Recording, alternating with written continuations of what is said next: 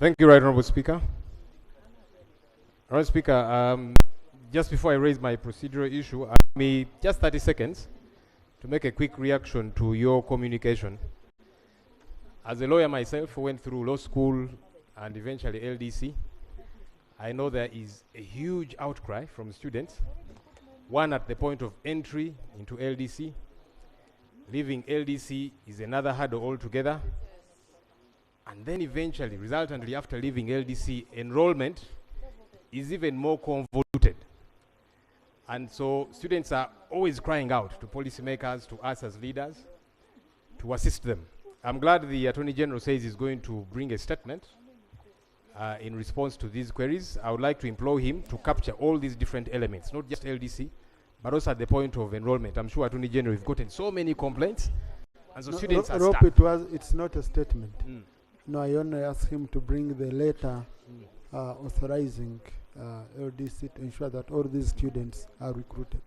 Maybe let me implore you, Mr. Speaker, for the Attorney General to bring a statement of sorts. It does not have to be so lengthy. No, that's what the sector committee should be handling when they are handling these issues. No, yeah. Okay. The reason I'm saying this is because the outcry is regular and so on. So I don't know. Hopefully the sector committee can deal with it urgently, but they need to hear. They need to know what's happening because they feel really stuck after studying for 5 years. Right, Honorable Speaker, you're a lawyer yourself. So after studying for 5 years, they are stuck. They cannot get enrolled to practice, and they don't know what to do. It would be good that they are assisted with this matter. Honorable Speaker, my procedural issue, many times government makes commitments to return to this House and update it on numerous issues. On 30th April of this year, Ministry of Finance brought before us here a supplementary request of 1.1 trillion shillings.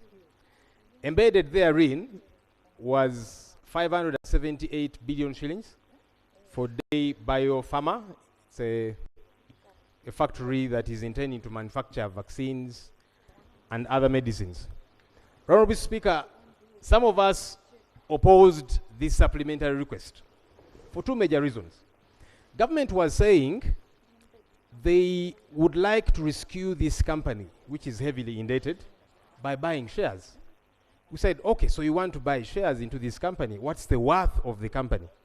And the Minister of Finance conceded on this floor here that they had not valued the company yet. And then we asked, so if you have not valued the company, is there some kind of agreement between government and the company before you give them money? The same minister conceded and said, not yet, but that they are going to work on it afterwards. And so now we said, that's problematic. It's actually irregular because you cannot put the cart before the horse. It's like shooting first and aiming later. First work on the preliminaries, and then we see what gets to happen. Anyhow, even though we opposed, it passed. Honorable Speaker, in line with our cardinal duty, myself and colleagues on this end, of keeping the government in check, on Thursday I went with some colleagues that are part of the cabinet to this company, and what we did discover, the company told us that they are going to start producing vaccines and medicines at the start of next month, which is just next week. We are waiting to see what happens. But two, the company told us that through their proprietor, Mr. Matthias Magola, he said that government had valued this company and also an agreement had been signed. They did not avail to us these agreements. But you see, government had told us that they will come back to us as parliament to update us. Because this is a company that has so far been given 723 billion. The 578 was in addition to 145 that was given last year. For those that have been following, they were given first 75 billion, then 70 billion, then 578 billion. That's 723 billion. It's a lot of money. Government has not come back to this House on this matter. The same proprietor told us that actually in a few months he's going to return that money to government. And he told us that that is actually a clause included in the agreement which they have signed with government. I found it strange also, because does that mean government is buying shares for a few months, because those were his words, and he said it is in the agreement. Either he was telling a lie, or actually it is in that agreement, which is somewhere, I don't know, within government. Honorable Speaker, would want to know how true is this kind of agreement, because those were his words. But two, government should tell this House, if Day Biopharma, which was given 723 billion, says they're going to return the money, what kind of arrangement is that? I thought it would be procedurally right for them to return to this House, because they came here begging for that money. We said no, but eventually it passed. Finally, Right Honorable Speaker, I think that government needs to be smarter and better organized. Can we have a comprehensive policy on government bailout? Because in a short while, government is going to return here with another supplementary request to bail out another company. Can we have a comprehensive policy? When does government get to bail out private companies, under what arrangement? So that also people out there get to know and they can apply. The modus operandi currently is a company that is stuck and its proprietor knows somebody big in government, they'll reach out to them and they'll get help. I don't think we should be operating in this surreptitious, disorganized manner, Honorable Speaker. I think that government needs to come up with a comprehensive bailout policy so that everybody knows, because many companies are stuck. Their proprietors are sick, many are heavily indebted and so on and so forth. So they don't know who do they reach out to if they need to be bailed out. Thank you, Honorable Speaker. Thank you. Attorney General. Thank you very much, Right Honorable Speaker. Right Honorable Speaker and honorable colleagues, it is true we have an agreement with Day Pharma for the bailout through buying shares. It is also true that there is a clause in the agreement that Day Pharma is at liberty to buy back shares, to buy back government shares at the value at the time they are buying them back. Honorable Speaker and honorable colleagues, as you may know, shares are property. Government of Republic of Uganda would like to bail out someone. So if someone is ready to buy back the shares, that is what we thought was the correct thing to do. Yes, there is a clause in the agreement that while government has shares, should Day Pharma wish to buy back those shares will be valued on that date and then bought back. I thank you. Thank you. Honorable colleagues, which committee handled this issue? Because did we do it through UDC, or did the shares were bought through UDC, or we did direct? They are bought through finance as a bailout. Okay. Yes. So, Attorney General, you promised that you'd get back to this House. Okay. So, no, I think the minister, whoever. Or maybe the minister, government. because I did not. Yes, Yes. meaning government. But I am happy, Okay. Right Honorable Speaker, to get back to Minister of Finance and get to the relevant committee and report back. Sure, because that's what I wanted to guide. we will do that. That's what I wanted to guide, that we go back to the committee, which is Committee of Finance. Okay. Yes, on the bailout policy. On the bailout policy, Attorney General. Because we have very many people who are crying out. I don't Right know Honorable if Speaker, I something will is being also done. raise that with the Minister of Finance and make sure we work on that policy. Okay. Thank you. Next item.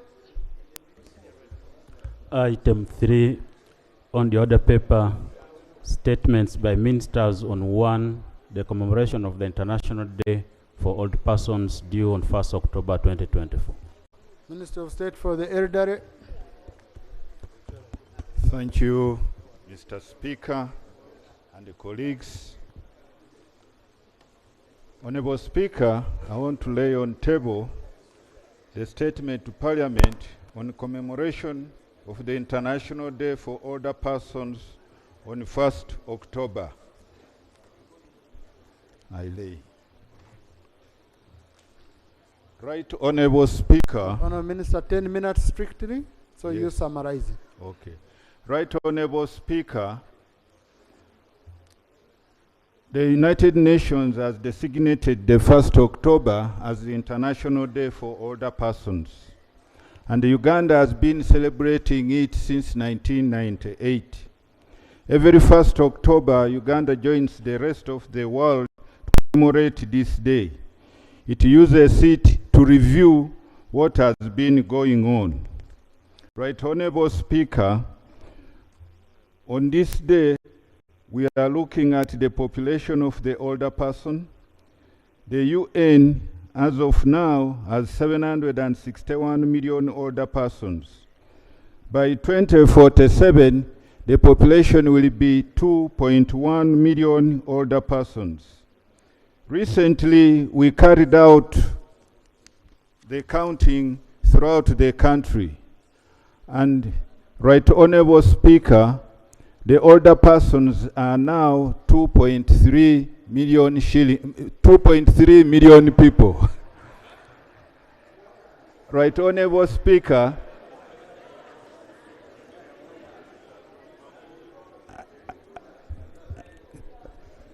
Right Honorable Speaker, this is 5% of the total population of 46 million. Right Honorable Speaker, today we want, number one, to inform Ugandans that we are joining the rest of the world to commemorate the International Day for Older Persons. Two, to inform Parliament that the theme for International Day for Older Persons is promotion and protection of the rights of older persons, everyone's responsibility, because aging is not optional. Three, Right Honorable Speaker, I want to inform Parliament that the venue for the national celebrations is Liberation Square in Masaka City in the Central Region. I also want to inform you that His Excellency the President will be the guest of honor. More importantly, I'm inviting you all members of Parliament to join us in Masaka, and especially those from the Central Region. The highlights, Right Honorable Speaker. We are looking at the various abuse of older persons. And Right Honorable Speaker, we are looking at physical abuse, we are looking at sexual abuse, we are looking at domestic violence, psychological abuse, financial abuse, neglect and isolation. Right Honorable Speaker, it's important that our honorable MPs take interest in this to protect our older persons. And Right Honorable Speaker, we are also using this occasion to look at the achievement over time in the programming of older persons.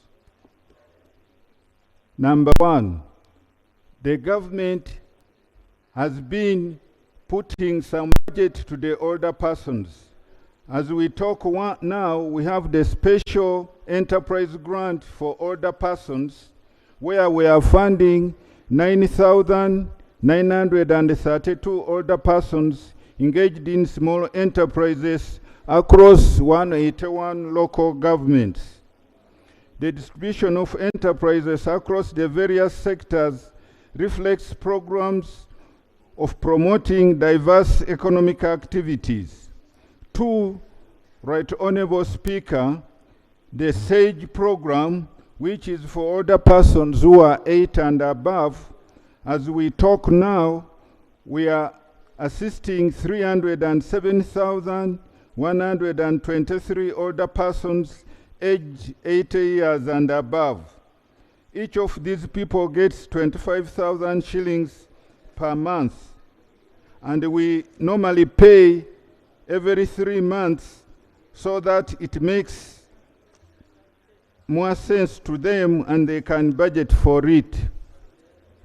Also, Right Honorable Speaker, we have developed national social protection strategy where the government put some money for the poor vulnerables across the life cycle. The ministry has produced the State of Social Protection in Uganda.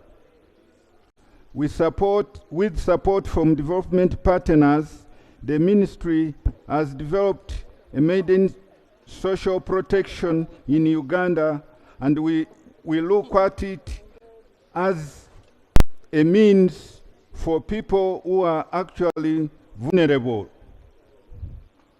Also, Right Honourable Speaker, we have mainstreamed PDM, the Parish Development Model Agenda, and out of it, so far, 1,022,902 beneficiaries. Out of them, PDM for older persons is 3% who have benefited. The ministry has also published all those elders who are benefiting from the Special Enterprise Grant for older persons. And I would appeal to members of parliament in their various constituents to take interest in this. The ministry has also revised the National Policy for Older Persons 2024, and it is to be launched on 1st October in Masaka. My ministry also participated in the development of the National Development Plan 4 to ensure inclusion of priorities for older persons. Right Honourable Speaker, we have had several achievements, and I want to bring to your attention that there are some shortfalls hindering older persons programming to be a success. These manifest as follows. Less than 3% of older persons are benefiting from the parish development model. Many vulnerable older persons are being left out by PDM circles because they are thought to be lacking capacity to borrow and pay back. And that recovery from elderly persons and frail above 70 limited support options is not morally okay. Here, Right Honourable Speaker, we feel the older persons shouldn't be discriminated just because they are over 70 years. SAGE, budget was erroneously cut, Right Honourable Speaker, by 21 billion. This will negatively affect 63,000 senior citizens above 80 who will miss their monthly basic support of 25,000 if the error is not corrected soon. Ministry of Finance has promised to correct the anomaly through 3% supplementary budget. In the same way, there is pressure to lower the eligibility age. In November 2018, during the announcement of the national rollout of the Senior Citizens Grant, Parliament resolved within 3 years the eligibility age would be progressively lowered to 65 years. This, however, has not taken effect despite the demands from population to lower the eligibility age for enrollment to SAGE from 85 to 75. 4. Demand to increase the benefits in amounts. There's growing demand from older persons to increase the value of the grant from 25,000 to at least 35,000 to match the high cost of living and inflation. If the grant is to meet its aspirations to enable older persons live dignified lives. Similarly, Special Enterprise Grant for older persons also suffered an erroneous budget cut and has a funding gap of 7 billion.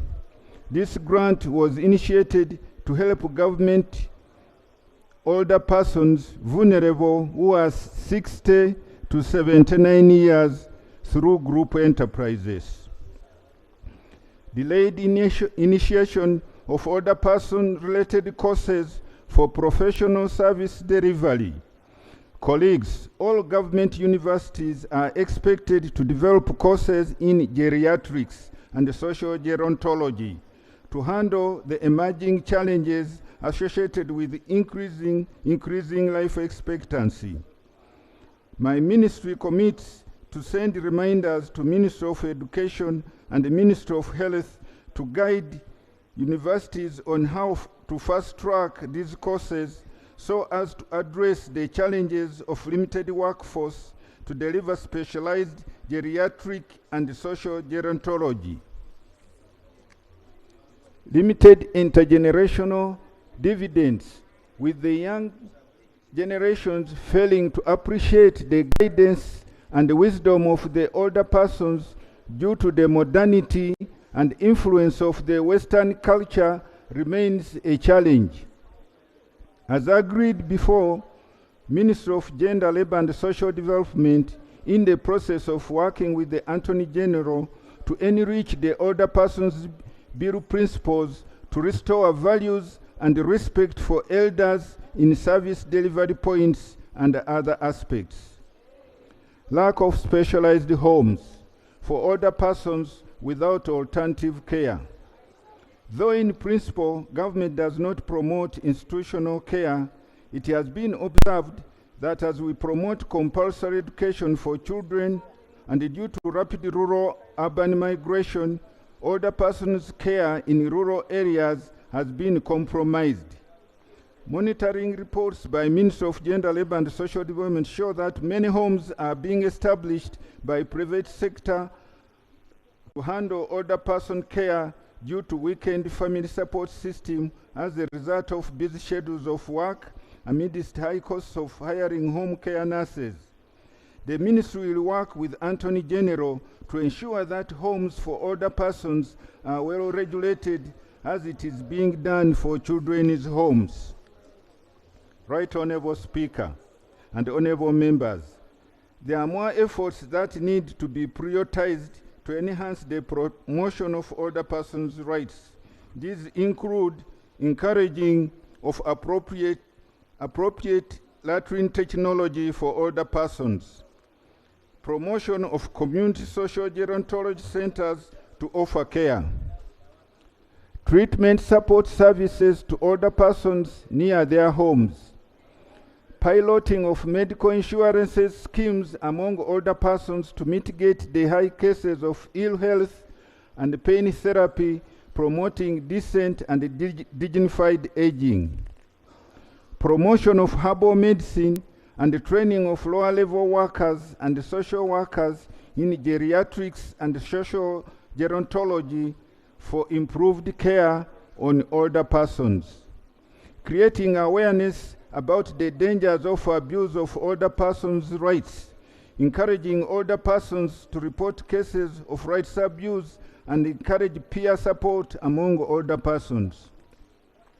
promoting care and support for older persons, scaling up appropriate transport systems that are friendly to the mobility of older persons. Venue for the national celebration. Right Honourable Speaker and Honourable Members, since the inception of celebrating this day, Uganda has been organizing the day on a regional rotational basis. Last year, the day was celebrated in Chegwegwa district in western Uganda. The venue for this year's celebration is in Masaka City, Central Region, Liberation Square, and it will be physically celebrated. Honourable Minister, if you could read for us the conclusion, because the rest of the things you had gone through them. Aria. Right Honourable Speaker, by coincidence I had reached the conclusion. The elder are alert. Conclusion, Right Honourable Speaker. I wish to acknowledge and appreciate the honourable members of Parliament for their efforts in enacting legislation and budget allocation towards older persons' empowerment. I urge members of Parliament to join us in Masaka Liberation Square for the national commemorations and continuously interact with older persons to better understand their concerns, as we are all destined to the same end. I beg to submit. And I thank all of you. Thank you, our elder. Thank you very much. Shadow Minister for gender. Then the host, Member of Parliament. Then Thank you. Yes. You need to know if you're welcome in Masaka or if you're not. Thank you, Mr. Speaker. Mr. Speaker, I'm standing in for Honorable Fortunate Nantongo, Shadow Minister for Gender, Labor, Social Development. Honorable Speaker, I'm going to talk about two issues, that is SEG and SEGOP. Right Honorable Speaker, 43,559 eligible older persons for the SAGE program are currently excluded due to errors on their national IDs. This limits their access to social services that are facilitated by the acquisition of a national ID. That Honorable Speaker, NIRA should consider availing provisional national identification numbers, that is NINs, to beneficiaries to enable them access social services. 2, NIRA officers should be present and staffed in every district, municipal council, down to village level to enable a wider coverage of all eligible older persons. 3, provision should be made by the line ministry to allow other forms of identification that are not exclusionary for our elders to access the funds. About social enterprise grant for elder persons, Honorable Speaker, this program requires older persons to organize in entrepreneurship groups which are mostly limited to agriculture according to the Ministry of Gender guidelines. Therefore, care should be taken to include other productive ventures for older persons. 2, government should roll out the program to all sub-counties. 3, the targeted older persons also report bureaucratic tendencies to access such funds, which discourages them. Therefore, the government should make it accessible. Honorable Speaker, thank you for the opportunity. I beg to submit. Thank you. Thank you, Dr. Bwanka. Thank you, Right Honorable Speaker. I want to appreciate the Minister for the statement, and I want to state that Masaka City is very hospitable city. Apart from being an agricultural city, we are also a tourist city, and we want to welcome the older persons and the potential, the candidates. All of us are candidates for older age. So we want to welcome all of you. Right Honorable Speaker, I want to just state just a few things, especially on the identification challenge for the older people. Most of them in the villages, they don't have capacity to provide fingerprints because of the works that they have been involved in. We want to request the ministry, NILA, that they should come up with a modified, an alternative on how to identify older persons. They don't have the fingerprints. Most of them suffer.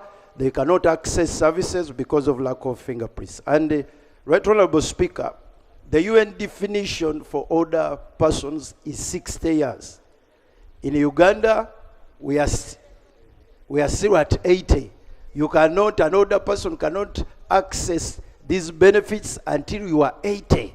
I want to request that as we celebrate the older persons in Masaka City as a nation, we should agree to lower the age at least to 65, so that our seniors who have paid a price for this country can benefit from what they have labored for.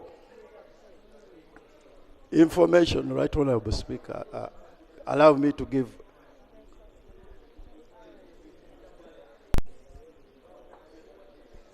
Thank you, Honorable Abed Bwanika, for giving me way to give information.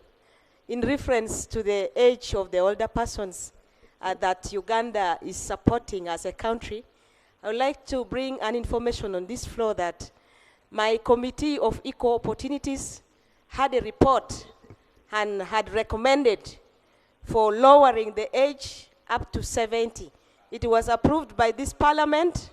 Yes, we were only waiting for the action taken report by the Minister of Gender to really come and clarify if it has been effected or not. Right, Honorable Speaker. Thank you, Honorable Juliet Kakande. Right, Honorable Speaker. No, Honorable, your time is up. You donated part of it. No, Honorable Juliet Kakande, Masaka State. Thank you very much. You see, when you donate, we pick from your time. You don't retain yours, and then you so. Yeah. Thank you, Right Honorable Speaker, for the opportunity. I also appreciate the report from the Minister. And for us, as people of Masaka, I think it is an opportunity for having celebrated that particular day in our city. Right Honorable Speaker, I was very much concerned when the report talked about the special homes for the elderly, for the old persons. Many of the people who know much about Masaka region, we were very much affected by HIV/AIDS in the early 80s. And many of the older persons now, you may find them having lost many of their children and their grandchildren. So there are so many people who do need to be assisted in such a manner. That implies that since AIDS never affected only Masaka, even other areas in the country were affected. Right, Honorable Speaker, the statement also talked about the younger persons not appreciating the old persons. The report talked of coming as an influence of the Western culture. But normally when we move out in Western countries, you find younger people at least giving space in terms of service for the older persons, which is not here in our country. I think this particular day would assist us to bring that culture that the younger people could appreciate the roles being played by the older persons. So we welcome you all, not only the older persons in Masaka. Masaka is very accommodative. We expect to be having fun with you, not only on that particular day. Thank you. Thank you very much. Thank you. Haji Mutumba, followed by Obigaros, followed by Agnes Apea. Yeah, thank you, Right Honorable Speaker.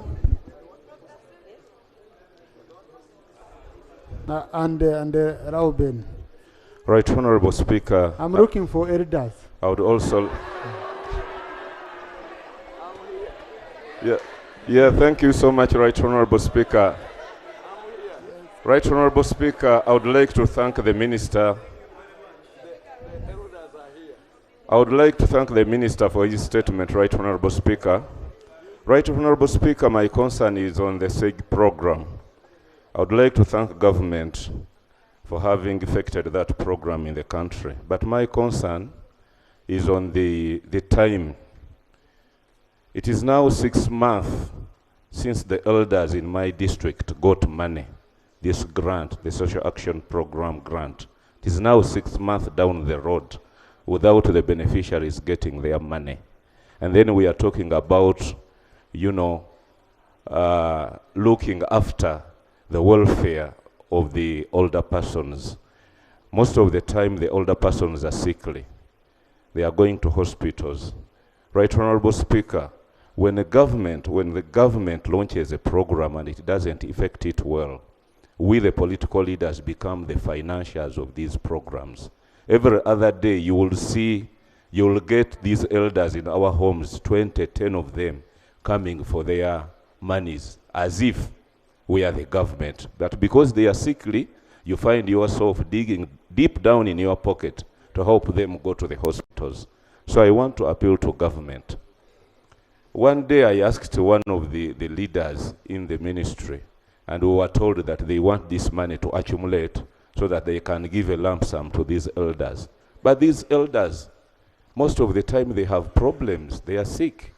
We have buried some of them even waiting for this money, the 25,000, so that they can go and attend hospitals. So let government at least give out 2 months or 1 month so that these elders can enjoy this money before they can be called by their God. Thank you. I beg to submit. Thank you. Honorable Bigaro. Thank you so much, Right Honorable Speaker. Right Honorable Speaker, I join the House in thanking the Minister in his statement. Right Honorable Speaker, old age is wisdom. And if you have the benefit of being guided by an old person or by an elderly person, I tell you, your reasoning will be different. Right Honorable Speaker, I want this House to take it seriously that we need to do mindset change, especially among the middle class, among the youth, the young, who tend to beat these people, rob them from the little money they are given. And in the statement of the minister, what he has just put here is moderate. They are asking for an increment of only 10,000. Right Honorable Speaker, the challenges our elderly people go through are enormous.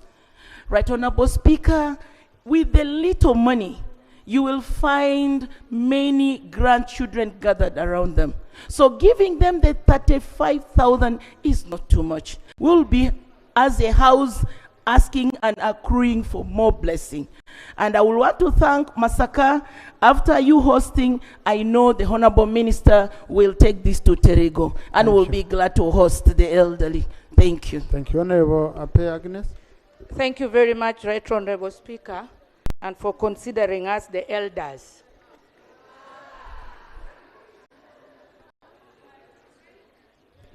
Special way to thank the government of Uganda and His Excellency the President for recognizing the older persons of this country. I also want specifically to appreciate the achievements that the minister highlighted there. And world over, special grants as such are key drivers of economic growth. And when our older people get disposable income, their spending also increases, and our local markets also get money. And that is what we call local economic growth.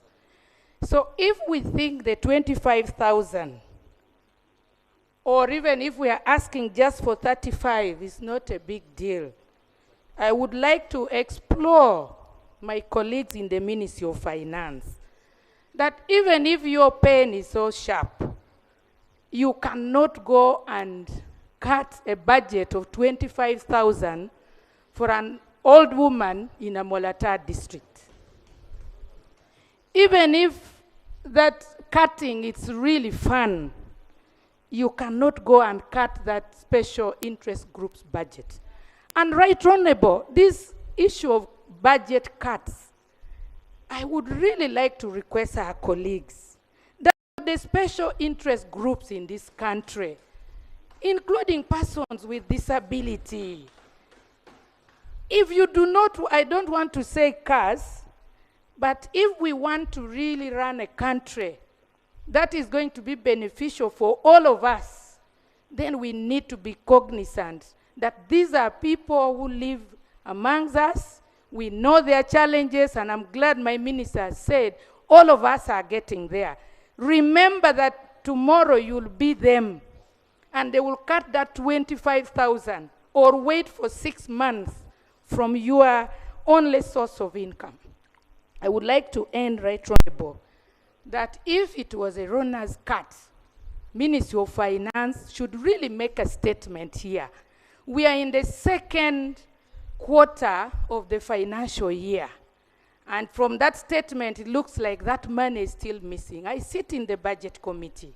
And I remember together with this House, we reinstated that money and provided it as additional money in that budget. But I'm told all those budgets were cut again. I thank you. Thank you.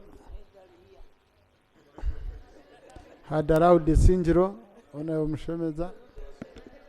If you know you're below 60, please.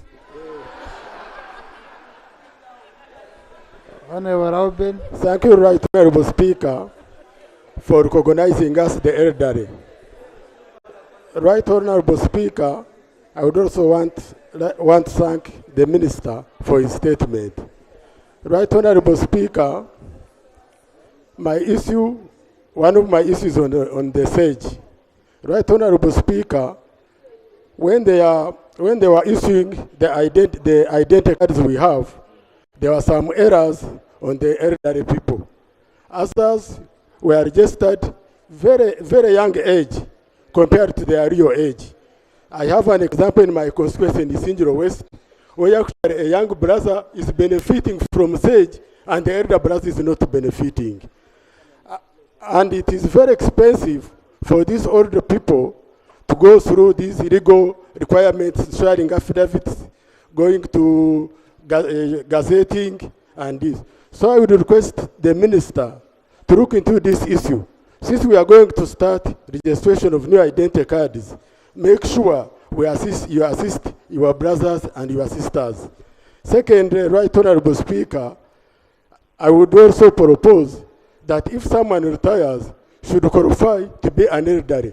The retirement age is 60 years, which means you are already an elderly. So I would request also people who have retired at that 60 years of age to qualify to be an elderly. Then lastly, I would also want to request the new people in Masaka to respect the old age, because even the old age, our president will be there and is an elderly, so you people respect this day and actually the elderly of us and give us a credit. I end there. Thanks very much. Thank you, Honorable Venjina.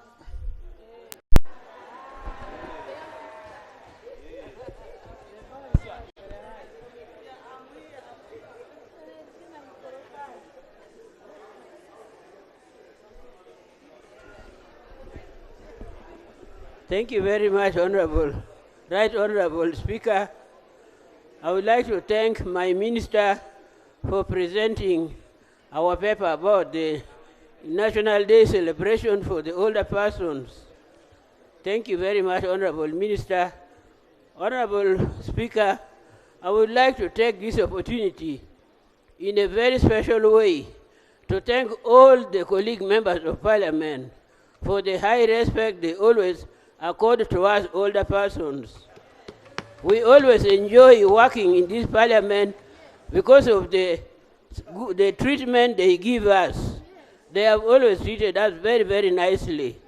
And so we enjoy it. Today I'm very, very happy because they have supported us in the most exceptional way. Honorable Speaker and colleagues, I would like to thank His Excellency the President in a very, very special way for recognizing the older persons that they should be given opportunity to serve in this august house. If it was not for His Excellency the President, some of us would not have come back to this house. So we thank our Tata very, very much. I thank all of you for the support you have already given, and also for already advocating for our money to come back to our old persons who are suffering very much on the ground. I was in the constituency 3 days ago, and I took the chance to consult the older persons of three districts of Greater Nebi, and I discovered that even this SAGE money, which they give them for 3 monthly, they don't get it. They told me the money disappears somewhere, and I've already informed the minister. I'm waiting for them to put it in writing so that our minister can handle it together with the ministry staff. Honorable colleagues, we are very, very happy and looking forward to enjoying ourselves in Masaka. Let us go and spend the night and enjoy ourselves and dance and sleep there in Masaka. And do what? Thank you, Honorable. Thank you, Minister. Honorable Molele Matia.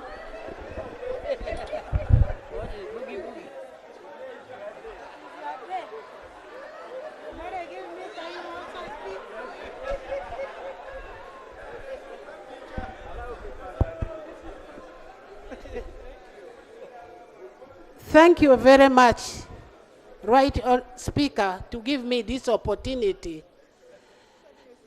I thank the President. I have never spoken about this, but when the elderly were given opportunity to come to Parliament, I said, God is with us. Two, they have talked about geriatrics. Medicine in Uganda here has been for a very long time. Geriatric was not clearly stipulated in the curriculum and activities in Ministry of Health. But today they are talking about that. I'm very happy. When the issue of elderly to be paid, I was already in the ministry, in the Parliament here, 9th Parliament. We were the people who went out to see these people. And I was very happy that they were given that 25. Because I did talk to some of them. They said the money was very useful. At least 3 told me they even helped their grandchildren, which was very good to me. But recently, they rose the age from 65 to 80. I was in Maracha. My first relative, my mother's sister, who even lifted me when I was a baby, they told that lady she's not yet 80. And I'm already getting to 78. And that the lady is not yet 78. And I've been fighting that with Maracha, trying to ask them to help this lady. I think the Ministry of Elderly should be able to take responsibility of research to find out whether these people are correctly aged, correctly listed out that these are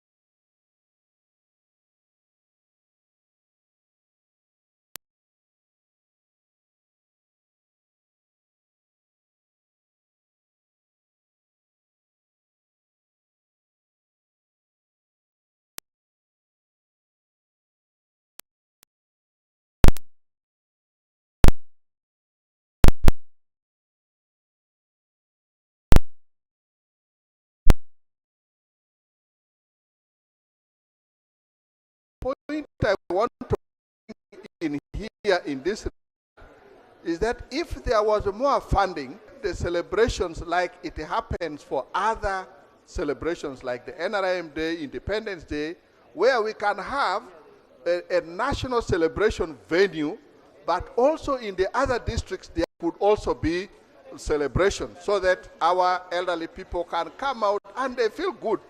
Like my colleague Honorable Mavenjina said, if somebody from Wadelai and came to Pakistan and celebrate, they would feel very good. So that is one point I wanted to bring in. The other point is still repetitive, all right, is that when you look at most of our elderly persons, they are taking care of a number of children. And it would be good if there was more funds and we increase the amount which we are giving to them. Because you look at them, you look at 25,000 and you see how they are struggling, you just say, we wish there was a little more money for these people. Because unfortunately, a number of the fairly younger people who should have been supporting the elderly ones, they have abdicated their responsibilities and they have left their children to these old persons. And incidentally, most of them are even women. Yes, the men are also there, but majority of them, and particularly those ones who are passionate about children, are mainly the mothers. And these are the people who really need more support than any other. Otherwise, I want to thank you, and I want to repeat, I beg that this day gets celebrated in every district, and maybe government can look for support in that regard. Thank you, Right Honorable Speaker. Thank you, Honorable Betawor, Honorable Kiki, Honorable Thomas, Honorable Mushemeza, Honorable Kagwera. Thank you, Right Honorable Speaker. Right Honorable Speaker, I want to thank also the Honorable Minister for the elaborate statement, very clear statement on the older persons. But, Right Honorable Speaker, we have our people who are suffering a lot as elderly people, as alluded.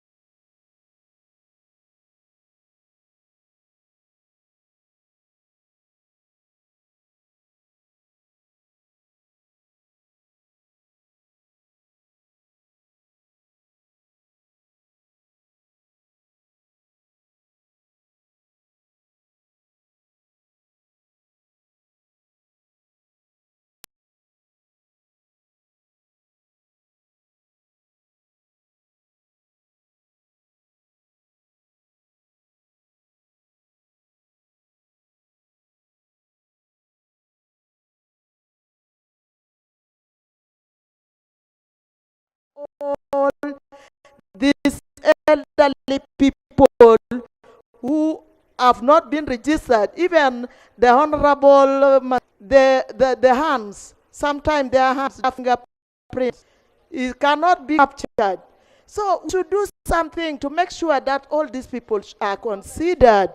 I want to also say, if we can do a little more for these elderly people, that will be the best. You see, when we talk about this, that. Thank you, Honorable Kiki.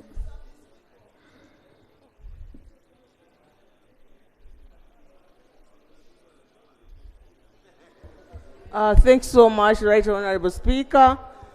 I have 3 points. I thank the Minister for the good statement on the elderly. As you know, I'm a member on the Committee of Gender, Labor and Social Development, and we do discuss a number of issues of these interest groups, one of it being the elderly. Point number 1 is requesting all the MPs to go over the weekend and talk about this day on the radio stations, because there are a number of these programs which the elders don't know. And therefore, I'm requesting all of you to talk about this day and the programs that these elderly have, and also congratulate them for the age and the wisdom they give us. So I hope members of parliament will go to the radio stations and talk about this day. 2, finance. If you want to get blessings, you get blessings from the elderly or from your parents. So it's unfortunate Henry is not here, or the finance is not here. As Honorable Agnes said, if there are budget cuts, the last budget cut should be on these interest groups. Honestly, there's a lot of resources that are going wasted. If we want blessings, let us take care of for our old people. Please note in the statement, 63,000 elderly persons are going to miss their money this year because there was a budget cut of 21 billion. So as you are talking about increase from 25 to 35, actually even the 25 we cannot afford. So what are we talking about? We are going to have a discussion on the other yesterday's presentation. I'm going to talk about money. Let us find a way of getting money or giving government where to get money, because there is a problem of money. So I'll talk about it later. And lastly, I wish to talk about land grabbing. Land grabbing, as people are getting old, our parents are getting old, they are grabbing their land. All the titles are being stolen. So the poor guys, they just come and grab. So members, how do we protect our elderly persons from their land being grabbed? I stop here, but for avoid curses, by getting back that money in the budget. Thank you so much. Professor Mshemeza, then Thomas.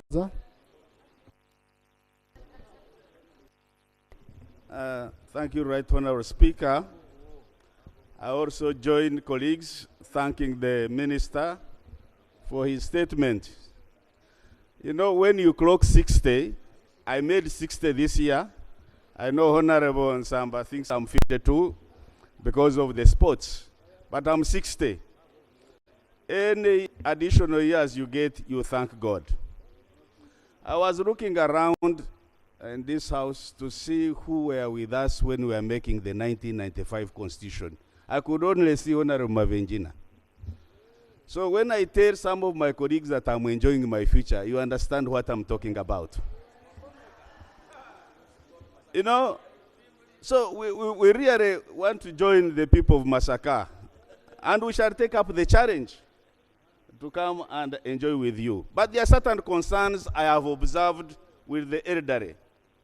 One, during the making of the national IDs, some of the ages of our older persons were messed up, and they have missed out on this program of government. So we need to help our elderly to rectify that when we are renewing the identity cards. Some travel long distances to pick this money. We know now the unit of correction is at the sub-county. Perhaps we could decentralize further to the level of a parish. You imagine somebody in Ubududa coming from those mountains, going to the sub-county headquarters. It is really a challenge. My last point I want to make, these old persons have stories to tell, wisdom. Can we help our people to document? Now my professorial research values come in. Can we help our old persons wherever we are to document? We can publish small books and pick some of those experiences. You know, those experiences can help us even tackle some of the problems. Sometimes we think they are fresh. You may not need to reinvent the wheel. Some of the issues have been handled before. So we can use the lived experience approach to sort some of the problems by tapping the wisdom of old persons. I support the statement, and I will join the people of Masaka to take up the challenge from the Honorable to come and enjoy with you. Thank you very much. Thank you, Honorable Speaker. And Honorable colleagues, we are going to conclude that we have a statement.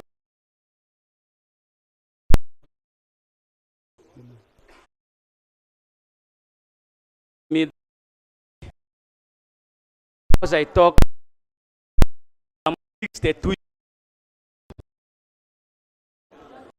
I talk now, I am in athletics. I am a middle distance runner for Parliament of the Republic of Uganda, where I got 2 gold medals in 4x400 meters and 4x100 meters. So right now as I talk, I'm a role model for all the older persons in this house. Mr. Speaker, the theme for the celebration is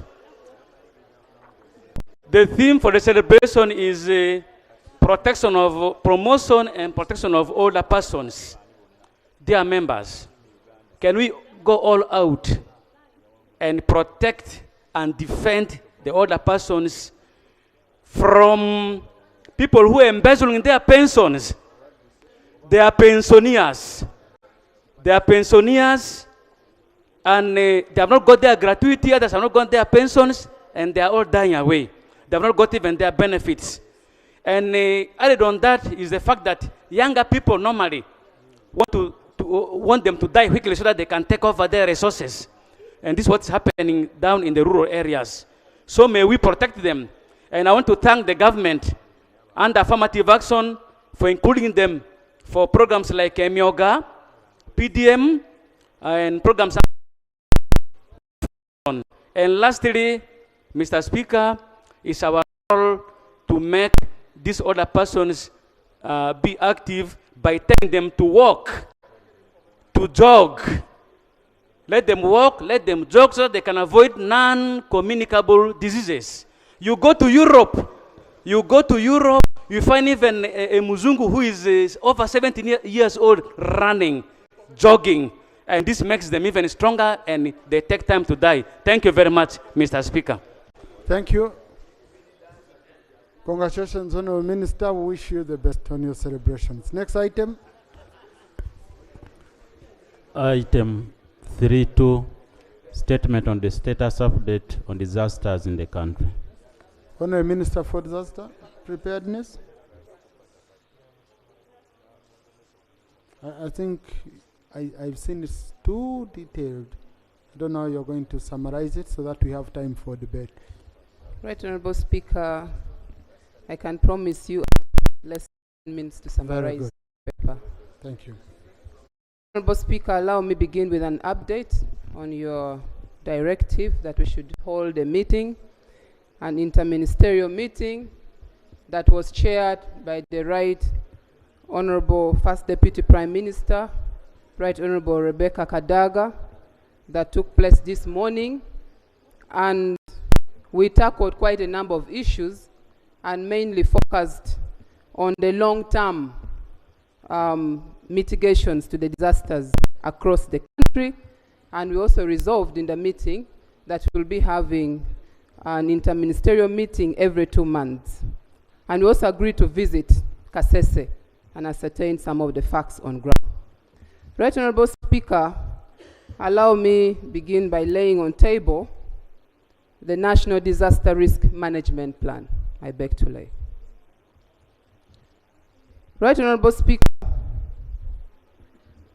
I also have a map that was published that clearly states the district-prone areas of disaster that is captured on the report, which was already uploaded, which cuts across eastern, northern, western, and central region. Right Honorable Speaker, the status of disaster is looming in the country. And we have received reports across the entire country that we are trying our best to respond. However, we are constrained by finances. Right Honorable Speaker, disasters has got natural disasters, which includes issues like hailstone, the landslides, the floods, the drought, earthquake, fire outbreak, and others. We also have the man-made disasters, Right Honorable Speaker. A case in point, the issue of the Chitezi landfill that collapsed, that's a man-made disaster. The human settlement along the river banks that leads to the effects of the flood, some of those are man-made disasters, among others, Right Honorable Speaker. We have had cases reportedly across the entire country, and we have come up with disaster risk map that was published. Right Honorable Speaker, as a ministry, we do the following. We do coordination with other line ministries and agencies in case of a disaster. We also do the risk identification. We also plan to mitigate the risk. We also do relocation of victims that are affected, provide relief, temporary shelter, among other interventions, Right Honorable Speaker. We have a team, that's the District Disaster Management Committee. And according to our National Disaster Risk Management Plan, we have these structures up to the village, the parishes, sub-counties, and at the district level, coordinated at the national level. And when a disaster occurs, we receive reports from the district, written to us by the COW, and we take interventions.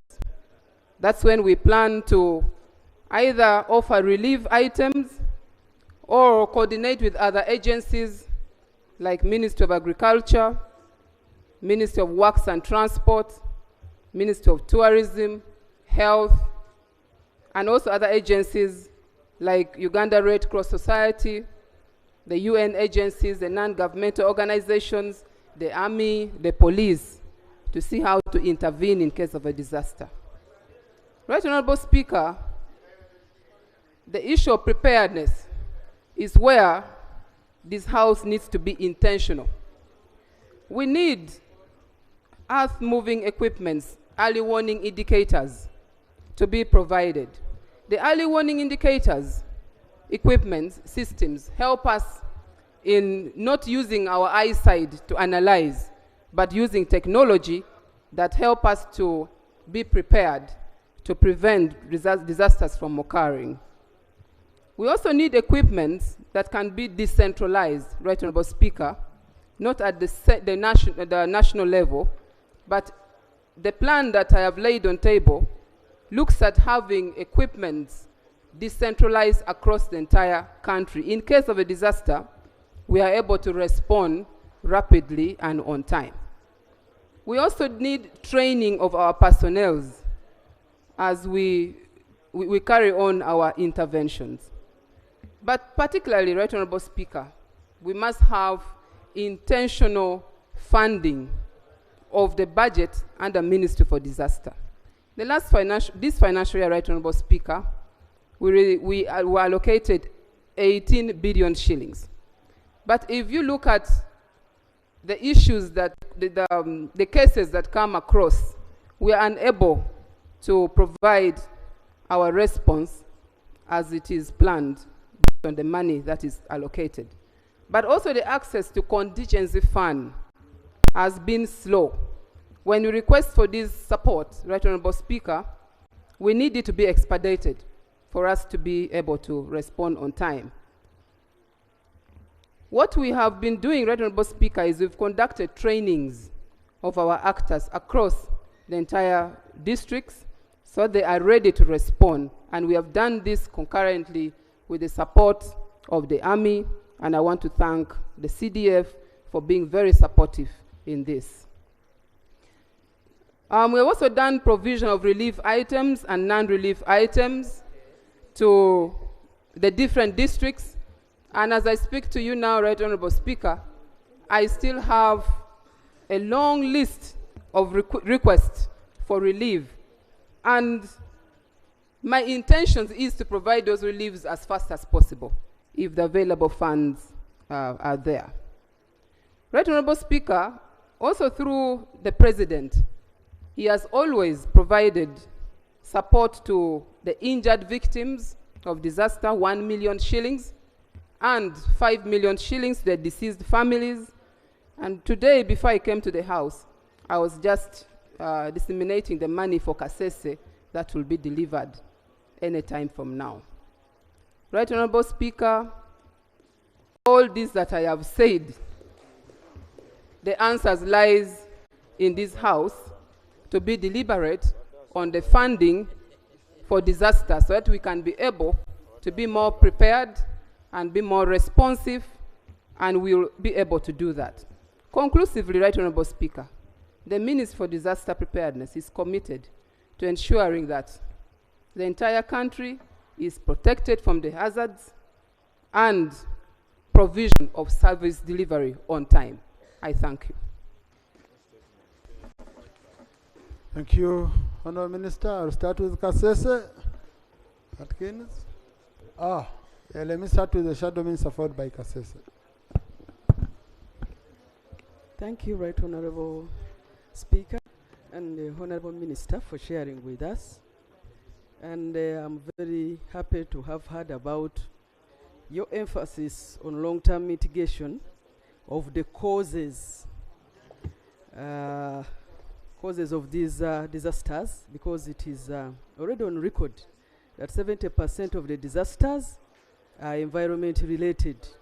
So if they are environment related, that means the Ministry of Water and Environment needs to form part of many of your disaster management committees.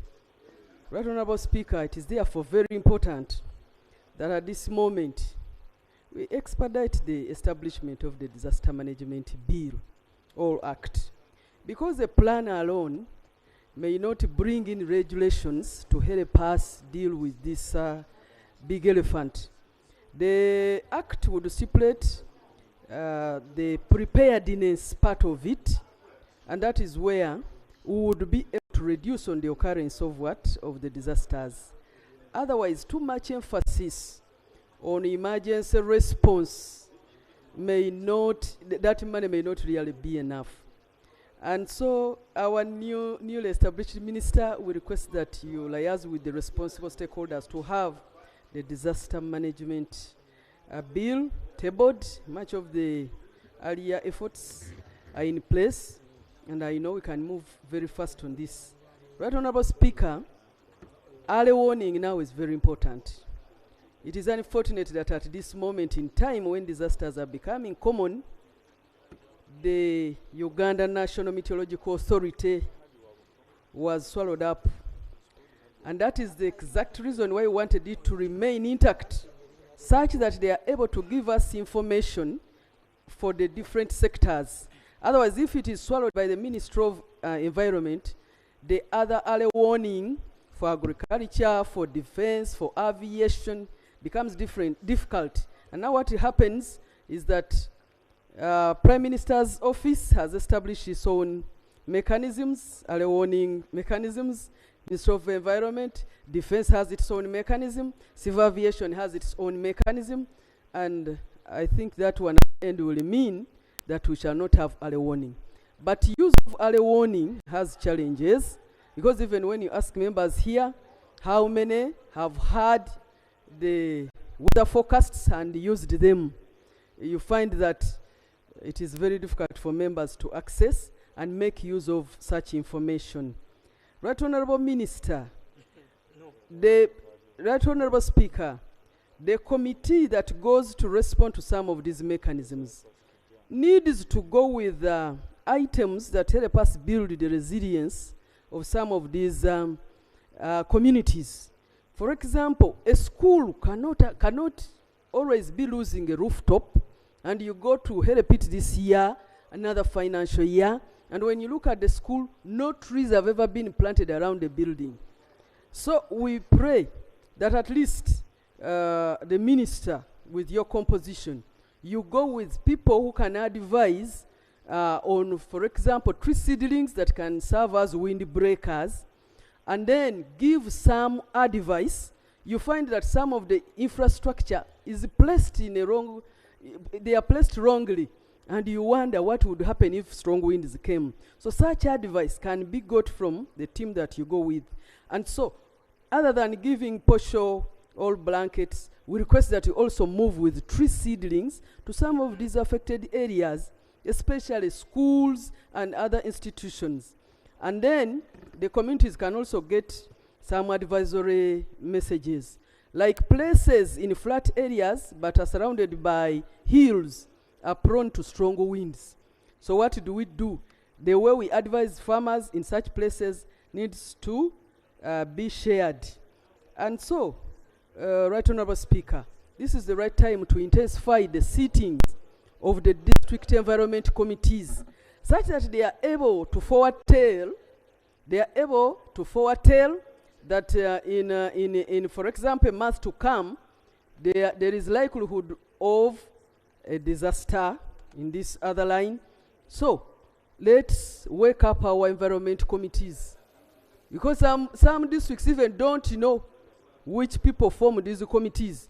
These are the committees that are going to review the state of environment in every district, such that we prepare ourselves early enough to reduce on the pressure to the office of the Prime Minister and the need for emergency response. I would accept information, Right Honourable Speaker. No, Honourable, please. Thank I don't you. have that. Your time is up then. Kasese? Thank you very much, Mr. Speaker. And thank you so much, Madam Minister. First of all, congratulations. And I want to appreciate the President for making the right appointment. Yeah, the right appointment. You have everything that it takes, and we're going to give you the support that you need, Madam Minister. Right Honorable Speaker, I stand here to give a testament or a testimony that I was together with colleagues from Kasese. I was in the minister's office receiving the money that within this week will be dispatched or transmitted to the beneficiaries. Yeah, I really want to thank you, Madam Minister, and I thank the government for inclining their ear to the cries of our community. But I also want to mention that the minister was only able to help those people that were reflected from the district. And as leaders from Kasese community, we're going to interact with the community together with the local leaders so that we have a consolidated list so that those affected families can be presented to the minister. And she has promised that on Monday in cabinet, she's going to serve cabinet with that consolidated list. Mr. Speaker, sir, we also, as leaders from Kasese, appreciate the intervention of government. I was in a government office this morning, and I said it's the technocrats or the people that serve government that are letting down this government, because this very parliament supports disaster budgets.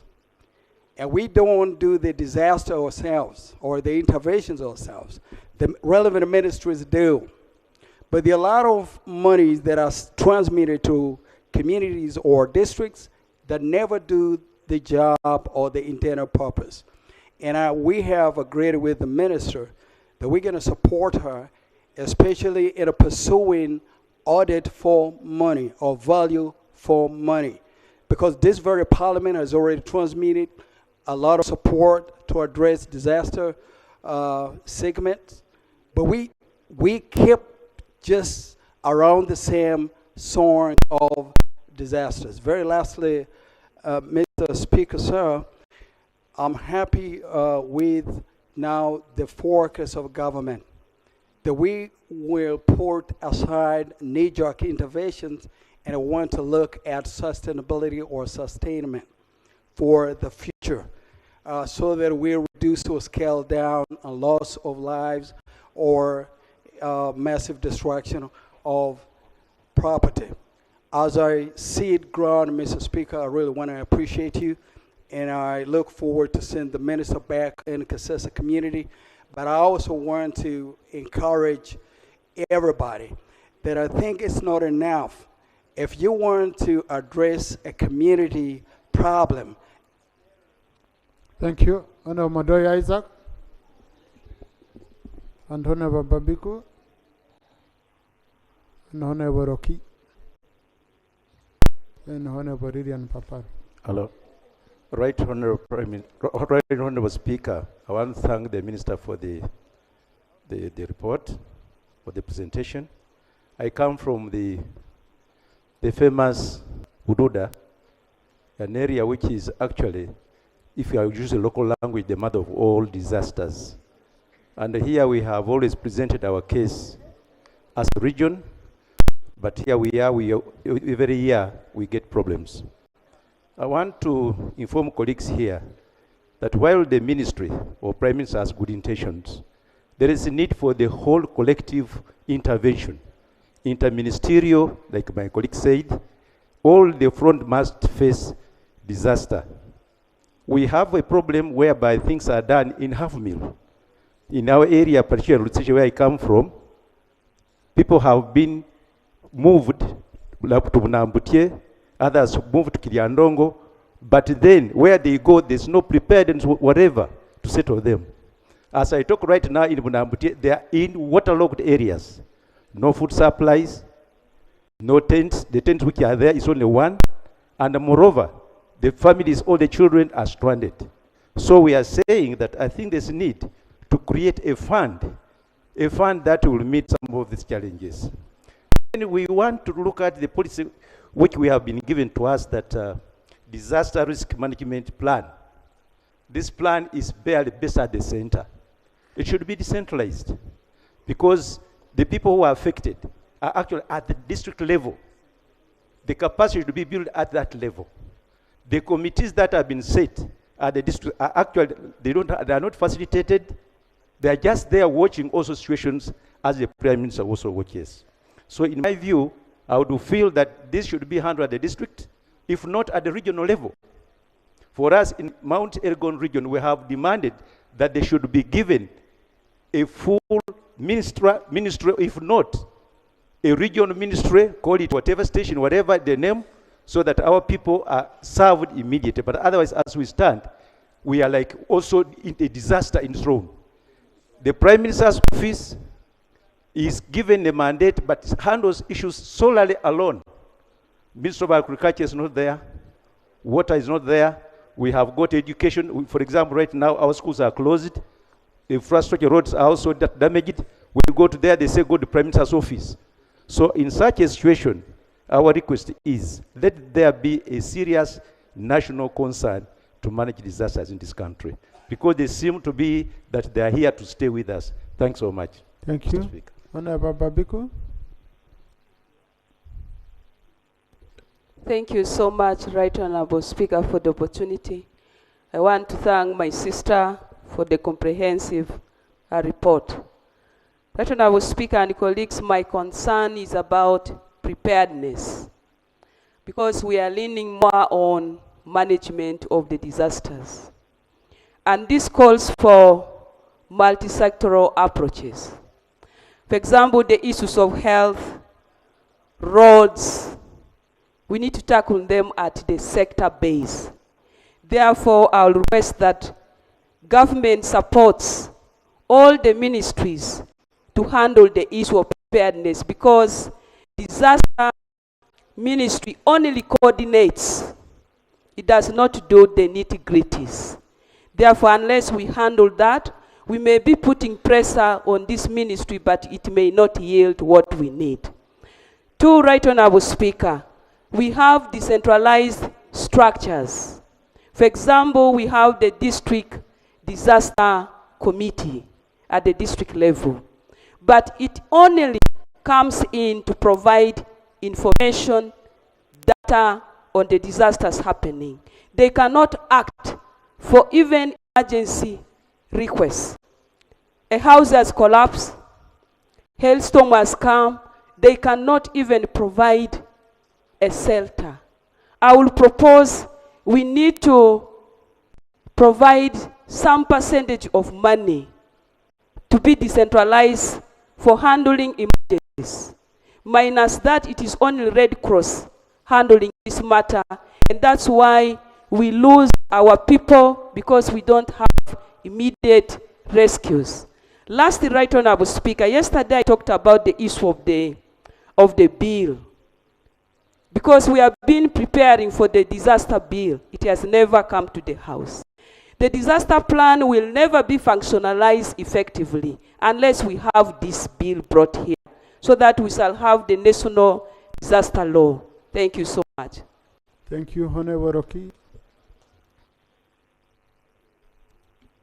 Thank you, Right Honorable Speaker, for giving me this opportunity I want to join my colleagues to thank the Minister for the report. Right Honorable Speaker and honorable colleagues, issues of disaster should not be joked with because it concerns life of human beings. Right Honorable Speaker, it is so disheartening to hear the Minister saying they cannot access the money from the contingency fund account, even when the disaster management plans are in place, even when the districts where these disasters have happened have provided and submitted the reports to the office of the Prime Minister. It is so disheartening. Right Honorable Speaker and honorable colleagues, issues of disaster should not be subjected to bureaucracy. I think we need to pronounce ourselves on the management of disasters, that instead of handling issues of disasters with the normal systems, the bureaucracy in the office, issues of disasters must have first call when it comes to allocating and utilizing the money that has been allocated. It should not follow the normal systems in the offices where you say this one should be signed by a long route for the money to be accessed in order to respond. Right Honorable Speaker, the issue of preparedness alone cannot work. But of course, the response time. How long does the office of the Prime Minister take time to respond to a disaster that has happened maybe in Kasese or in Bududa? In many times, a report is given, but the response time is too long. And you find many people suffer because they cannot be rescued within the shortest time possible. Therefore, I join the colleagues who say the offices of disaster management should be decentralized to the different regions where these disasters are common, so that the response time is reduced and people should be rescued. Thank you, Right Honorable Speaker. Thank you, Honorable Paparu, Chair Presidential Affairs, then Kwania, then Honorable Shabe. Thank you, Right Then Honorable Wadjom. Speaker. I want to thank the Minister for the elaborate statement. Right Honorable Speaker, we are all agreeing that we need to decentralize the actual implementation of disaster committees at our district levels.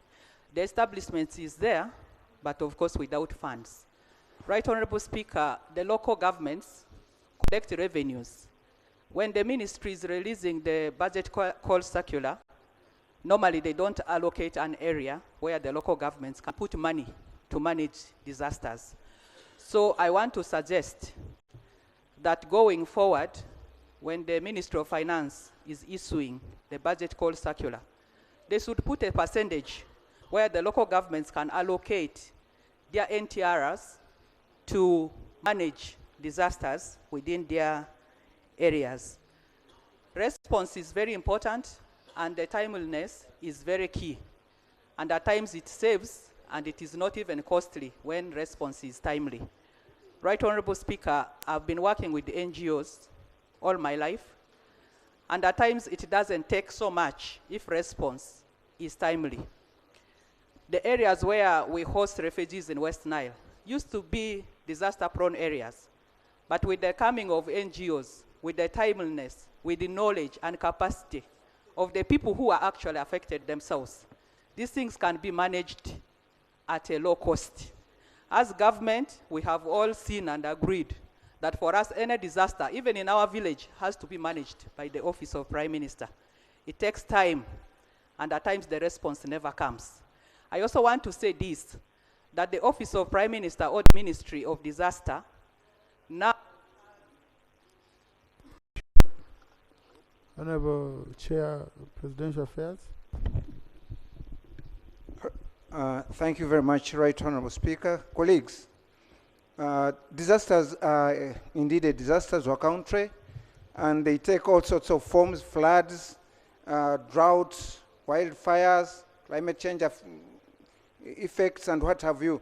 But all these have a bearing on how we respond to the same. How prepared are we? We've talked about early warning systems. Thank God somebody alluded to this, early warning systems. I recall one time I did inform this parliament that at one time the Entebbe International Airport was supposed to be banned from receiving any international flights, yes, simply because of our weather stations were very, very poor, very old technology, and we were relying on Nairobi until we put our feet down. And I think at that time, the Right Honorable Speaker knows exactly what we did. He was part of that team that did it, and we put some money aside. That's part of early warning.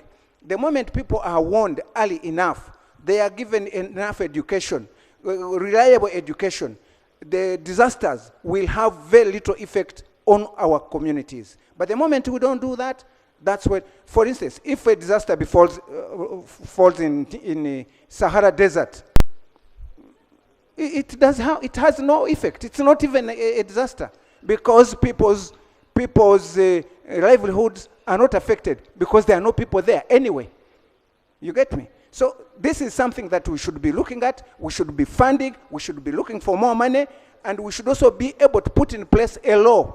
Thank God the Right Honourable Speaker has put that issue on the calendar for parliamentary business this particular session. I want to call upon the office of the Prime Minister. Thank you. Honorable Kenauma. Thank you so much, Right Honourable Speaker.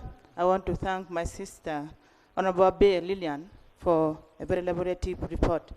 Right Honourable Speaker, we have heard that there's a rising water at Lake Victoria that is mostly affecting most of the district with floods. For example, we have Lake Kwakwania and Lake Kyoga. And that is why most of the district that used not to experience floods are experiencing it because of the rising water at Lake Victoria. I was expecting the Honourable Minister to come up with a specific or a scientific resolution to mitigate some of this problem. Because when you look at all the districts, most of the districts are now experiencing floods. To Right Honourable Speaker, she talked about the district disaster management committee within the district.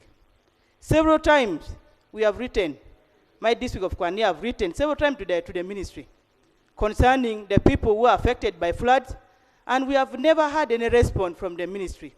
Sometimes when you go back to your district, you're being tasked that you're not doing what you're supposed to do. And yet, we wrote and there's no response. So I wanted the Honourable Minister to at least to respond, because there are several letters that we have written as Kwania, because our people have been affected by floods. So many people have been displaced. People are no longer farming because of this flood. Thank you so much, Right Honourable Speaker. Honourable Nsamba, followed by Honourable Adiomu. Thank you, Right Honourable Speaker. Right Honourable Speaker, I think the Minister is so good at giving hope. Yes, she has said she's so committed, and she feels she has the energy to deal with this animal called disaster in this country. I know she could have a good heart to do what needs to be done, but I also know that her ministry is one of the ministries that are poorly funded. The law gives that ministry contingency fund, but government never gives that money and never provides that money for purposes of disaster management. Right Honourable Speaker,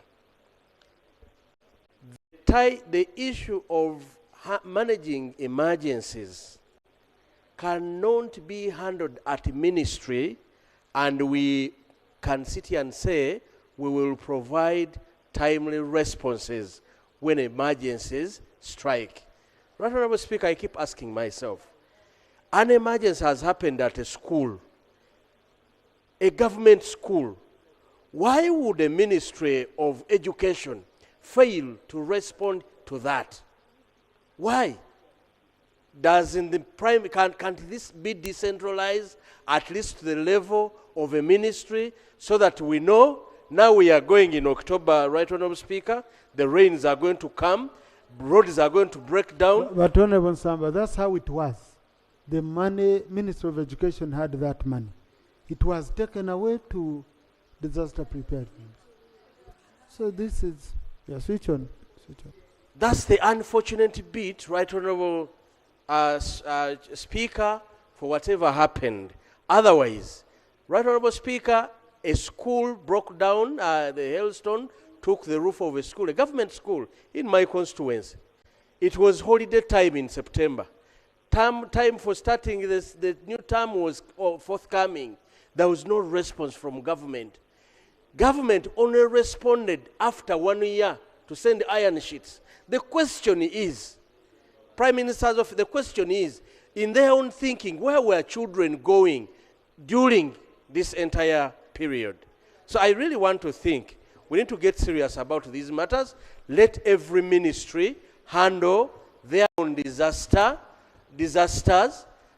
For example, for us, we are coming from gold. We have gold mines in Kasanda. And when there are disasters in the gold mines, you fail to know even where to go. Prime Minister's office, no response. You can't go to Minister of Energy, no, you know, it is so sad the way we are handling this. So, Right Honorable Speaker, as the Minister says, she's highly committed. There are a lot of things to fix about how we handle the disasters that happen to us in this country. Thank you very much. Thank you. But Honorable colleagues, to me, I think it's an issue of resources. We are not, you know, I was a government chief whip, and we would really sit every Tuesday when I was in OPM to distribute the little resources that would be having, and we find you're coming here to face the MPs. Sometimes I would first rotate in my office. I call them, say, now how will I face the MPs? Sometimes I pity my sister, really, Annabelle. You're like, how, which hope will I give my colleagues? Huh? So the issue of us prioritizing, government prioritizing the disaster fund, ensuring there is money, is the contingency fund, is extremely critical. And Attorney General, I think we shall need to tackle that issue, because you see, some of us are worried to have redundant clauses in the laws. If you have a law which says a certain percentage of the budget should be reserved for disaster money and emergencies, and we cannot implement it, you bring here Minister of Finance, they say that can never be. Then you say, come, we amend, we remove it. Anyway, I had picked Honorable Wadiomu, then Honorable Namuga, Honorable Dur, and Mikiana. Thank you, Right Honorable Speaker. Right Honorable Speaker, I take this opportunity to thank the Minister for the statement. But Right Honorable Speaker, disaster is disaster. As we are managing this disaster, then another disaster comes in. As the Minister was handling the Kitezi issues, then heavy rains in almost in every area, or countrywide, also came in, destroying schools, destroying health centers, destroying people's crops. So, Right Honorable Speaker, I think as Parliament, we need to consider the Minister of Disaster as a ministry which cuts across all the ministries. So as we budget, we need also to think, to put a certain percentage, because you never know what will happen tomorrow. We may not predict that maybe in this area, either eastern or western or central or north, this will happen. So if we can allocate a certain percentage, that when we get a disaster of this nature, then the Minister of Disaster can maybe get the funds so that they can help our people. But really, disaster, now we are heading to floods. Meaning that when the time of floods also come in, then roads also will be affected, and people will be coming, requesting for Conclude, Honorable. Yeah, right, Honorable Speaker. As my area member of parliament was reporting about the disaster in the district, then Buwenge market also was affected, meaning that we can't report the other disaster in this week, again coming back to the floor of parliament within no period or time, then reporting for the same, going to the district requesting for the same relief. Thank you, right, Honorable Speaker. Thank you, Honorable Speaker, and I want to thank my colleague, the Minister. You know, I'm also a former Minister for Science, Innovation and Communications Technology, so I'm addressing you as a fellow Minister. Right, Honorable Speaker, I want to refer my colleague to Objective 8 of the National Objectives and Directive Principles of State Policy, Protection of Natural Resources. The state shall protect important natural resources, including land, water, wetlands, minerals, oil, fauna, flora, on behalf of the Republic of Uganda. Right, Honorable Speaker, as we do complain about resources, and we do believe we shall continue complaining, but we need to look at the causes of the disasters. Ministries are working in silos. Agriculture is the other side, environment is the other side. So why don't you come together as ministries and start planning? Right, Honorable Speaker, when you look at, for example, Kampala, the floods that have been, we've seen all over Kampala. You remember the times of Jennifer Musi, when so many buildings were put down. Jennifer I should say she was dismissed. Now we are seeing the current ED also being dismissed, Saka and other colleagues. But do you think this is a solution to the problems of Kampala, including Chitez? Actually, right, Honorable Speaker, on issues of disaster, we've lost people, and we expect government to come up with a statement to apologize to Ugandans upon loss of life and property. We expect that statement to, to be presented on the floor of Parliament, other than dismissing public servants. Right, Honorable Speaker, I have a proposal. We have local governments, and the structures are very clear. But local governments are not funded. We have environmental offices all over local governments, but they are not funded. The structures are redundant. So, Honorable Minister, why don't we make use of these structures? The ministries have suffocated local governments. They cannot give. Thank you. Honorable Joyce Bagara, Honorable Jonathan Odo, then Honorable Ituka Isaac, Honorable Cambre Ferigo, Honorable Acrobat Chiza. Thank you, right, Honorable Speaker, and I would like to appreciate the Honorable Minister for the report, and I'd like to raise two issues. One of them is about the time frame. I don't know if the disaster management plan has an aspect of a time frame within which to respond to disasters, because sometimes you find that we report disasters and then it takes government or the OPM months or a year to respond to that kind of disaster.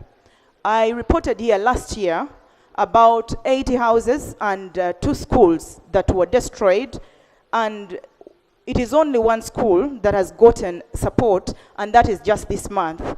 But the matter was reported last year. But also is the matter of the assessment of the extent of damage.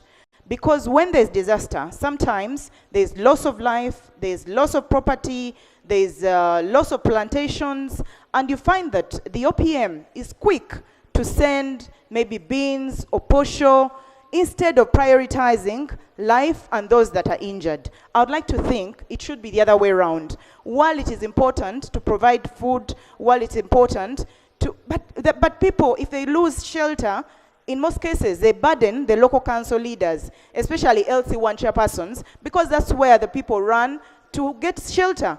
And sometimes they burden members of parliament because they're the leaders in vicinity. Yet I think the OPM should prioritize depending on the extent of damage. If it is loss of life, if it is injury, if it is loss of shelter, it is important to prioritize. Thank you, Right Honorable Speaker. Thank you, Honorable Jonathan Odo. Thank you, Mr. Speaker.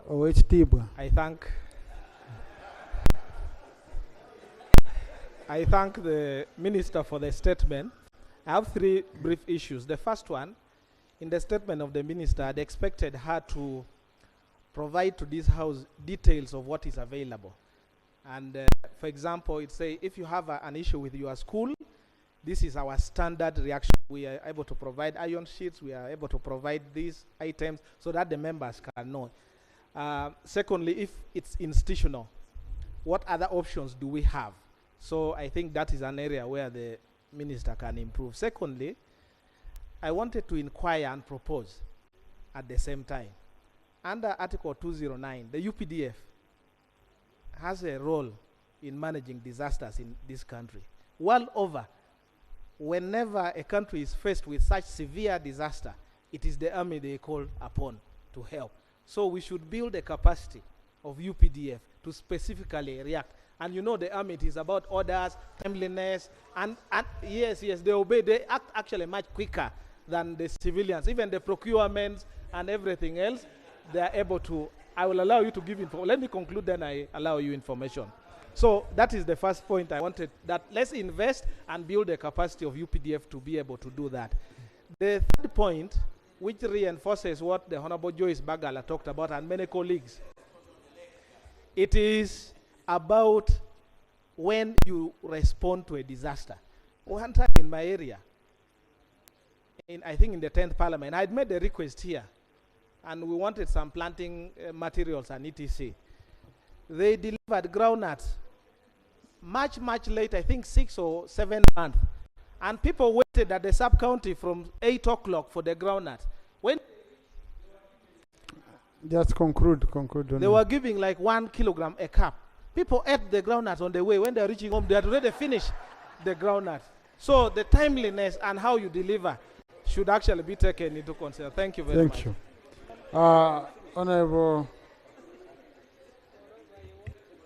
Yes. Honorable Speaker, my information still stands, I believe. No, he's no longer but let me allow you, Honorable. Thank you so much. Just make your own substantive submission. Okay. To strengthen the submission of my colleague on the UPDF, the locusts invaded Karamoja in 2021, but the UPDF responded. By the time they left Turkana, they reached Moroto, they were finished before they reached Kotido. So that capacity should be strengthened. Thank you. Thank you. Yes, Honorable Kambare, there you go. Honorable Tuka Isaac. Thank you, Honorable Speaker. I also want to thank the Minister for the good report. Honorable Speaker, you have said that why you have these issues of disaster is because of limited resources. Contingency fund is not in place. But I want to give testimony, Right Honorable Speaker, that there are instances where resources are available and we don't get results. Let me give you an example about Nyamwamba River.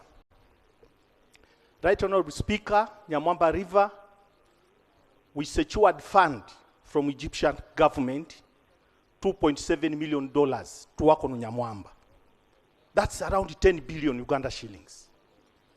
Then recently, under World Bank funding, $4 million was secured to work on Nyamwamba.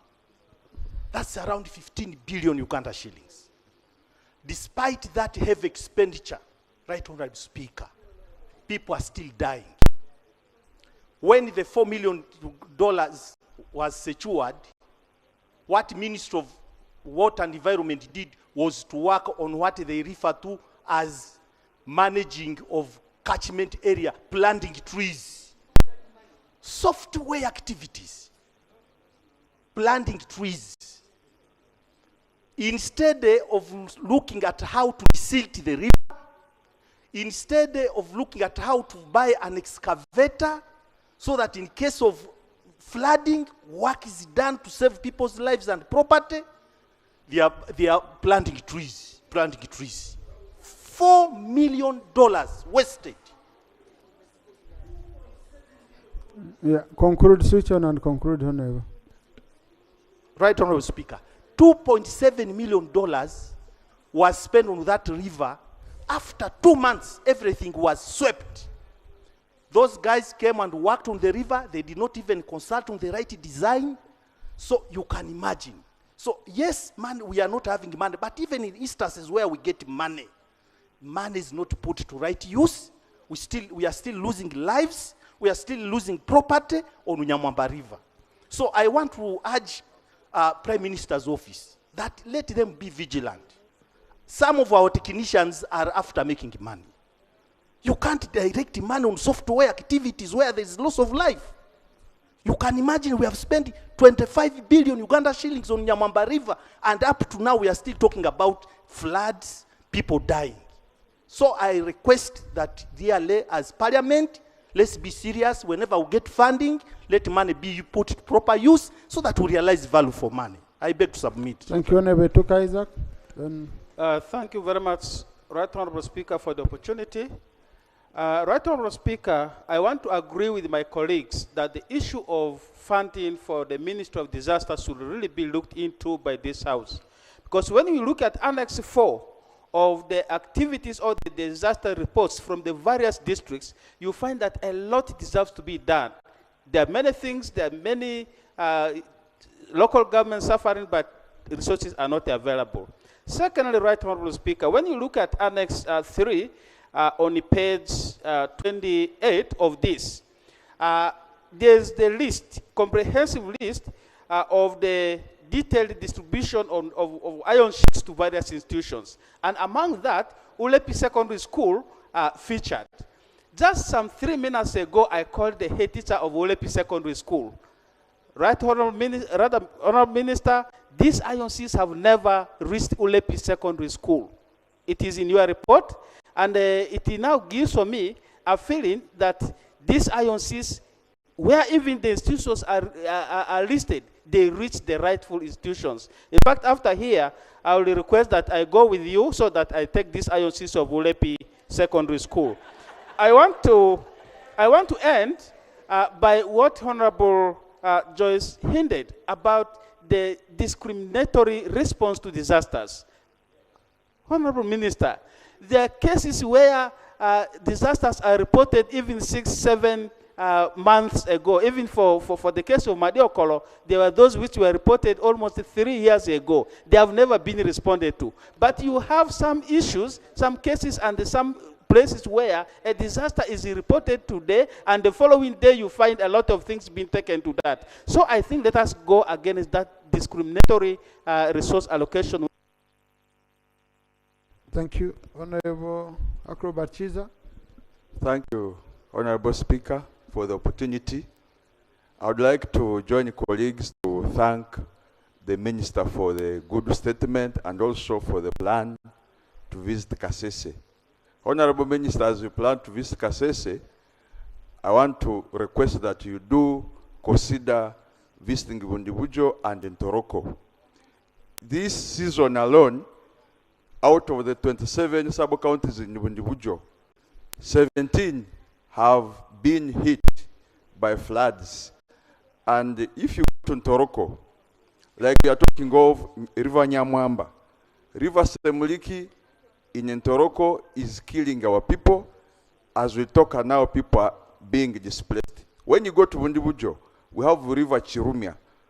This is the reason why I beg that when you send a team, let them go to these areas also, so that you see the level of the damage. Secondly, Honorable Speaker, is the issue of the selective consideration to the, especially to the bereaved families. Right Honorable Speaker, in 2022, we lost 9 people in the Link bus accident. The cow did communicate to OPM. Nothing was done. Last year in 2023, we lost 4 people in floods. A report was made. Nothing was made to the same families. This year alone in August, while we were in Igulu for the regional sitting, I did a report, and even a cow submitted. 1 person died. So when I hear Kasese being considered, when I hear Mbale being considered, when our people of Bundibujo are not being considered. So I beg government, I beg OPM, I beg the minister to really clarify on this fact why they selectively consider other people, other regions disregarding Bundibujo. I submit. Thank you, Honorable Ndamira. Honorable Max Ochai.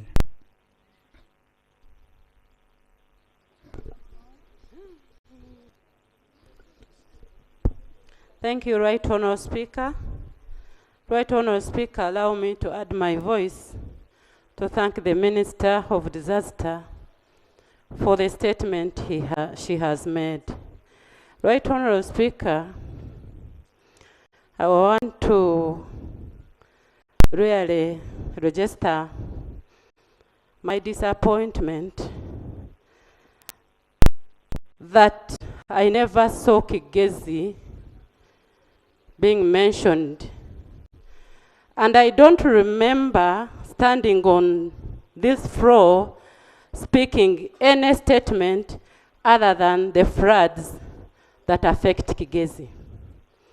Right Honourable Speaker, even up to now, we are having a challenge in Kabale. Whenever it rains, all the soils get washed away to the valleys. And we have been writing to the minister. Right Honourable Speaker, I don't know whether the people that drown on Lake Bunyonyi also are considered, because each time the floods come, the drowning becomes more rampant. And we have been writing to the minister. Right Honourable Speaker, I have heard the minister talk of 5 million mabugo to the bereaved family. What about those that have been perishing on Lake Bunyonyi? I thank you. Thank you. Honourable Max Ochai. Then Honourable Choma. Coordination, coordination, coordination. Right Honourable Speaker, I want to thank you for this opportunity. And I also want to thank the Minister for the statement made. The statement categorized for us the various disasters in Uganda, and for that matter, I thank her so much. However, I had expected in that statement at least the financial phase of the disaster in the country, because Section 26(5) of our Public Financial Management Act clearly provides for a proportion of the contingency fund that is allocated to natural disasters. So I'd expected to have a glimpse of the amount of money earmarked this financial year, and then an indication or an estimate of what we would expect during the remaining period of this financial year. That would enable us to appreciate our level of financial preparedness. I do not agree that money is the issue. I do not even agree that policy is the issue. It is coordination. If all the entities, all the stakeholders regarding disaster management are put together, and then the responses are adequately coordinated, I want to believe within our resource envelope, we should be able to manage the disaster. So my emphasis is effective coordination. I thank you. Thank you. Yes, Honourable Choma. Thank you, Right Honourable Speaker. I want to join the colleagues to thank the Minister for the report, for the statement about the disaster situation in our country. And I also want really to share with her the challenges about inadequate funding. And from the legislative point of view, we should accept that now disaster occurrences are more than they were some years back. And therefore, that calls for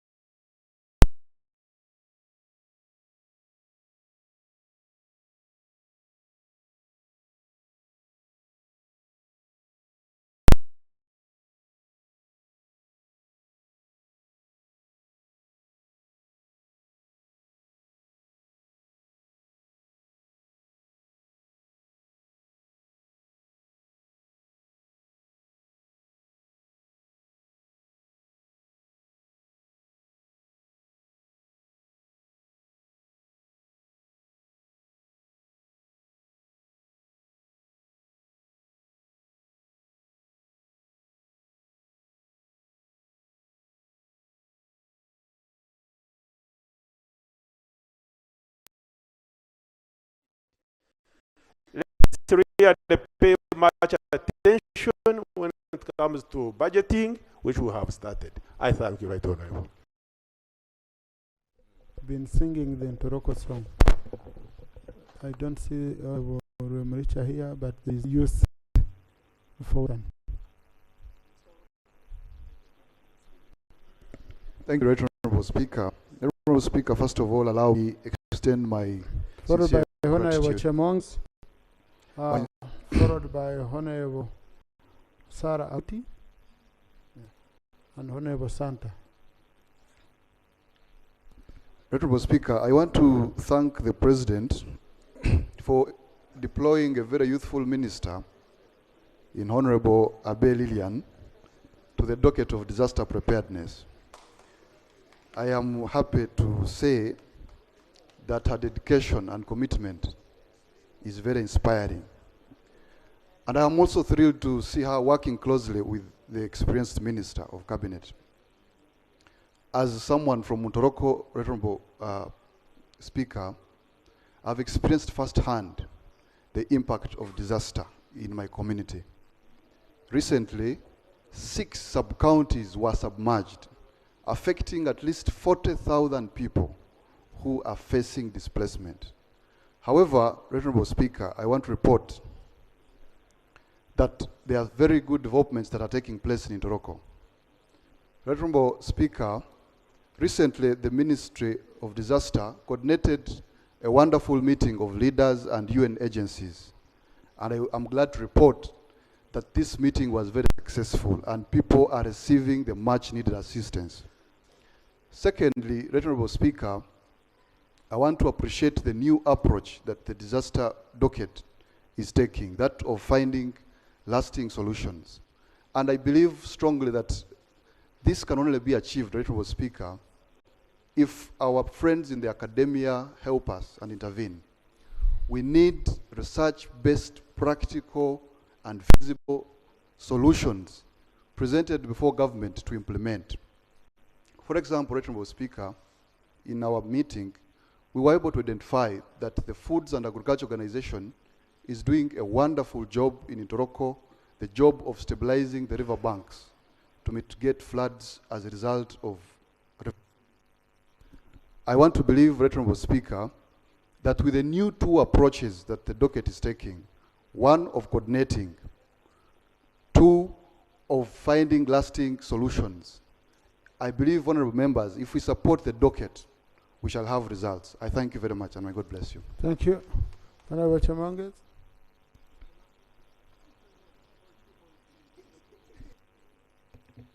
Thank you, Mr. Speaker.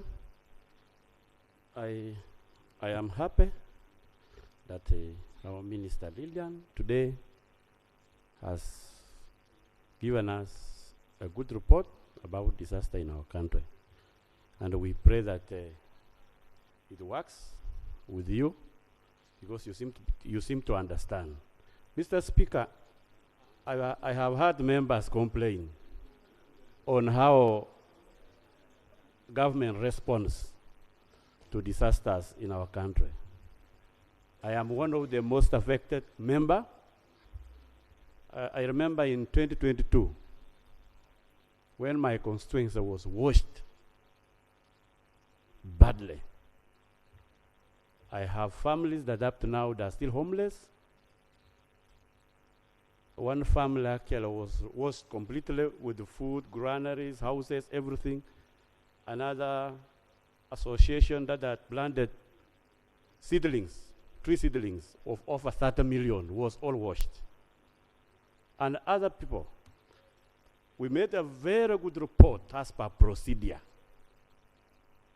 We had a very serious meeting in the district. We did everything from the ground up to get to the Prime Minister. We did everything. I have been following. Other members of parliament from my district have been following. The cow has been following.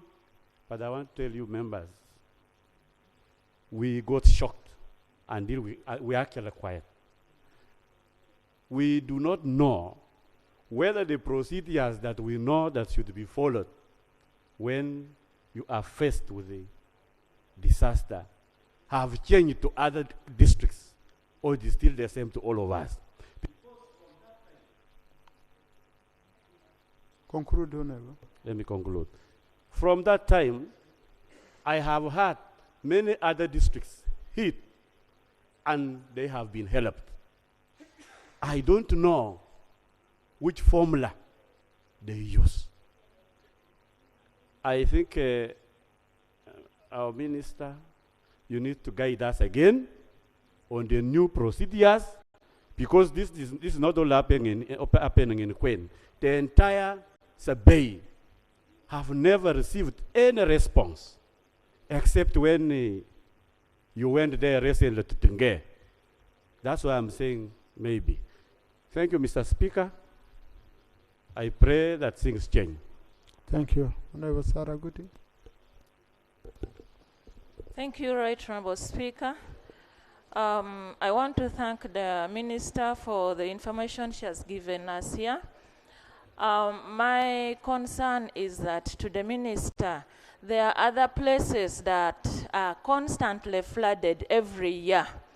For example, we have in my district of Dokolo, we have 4 sub-counties that are always flooded every year.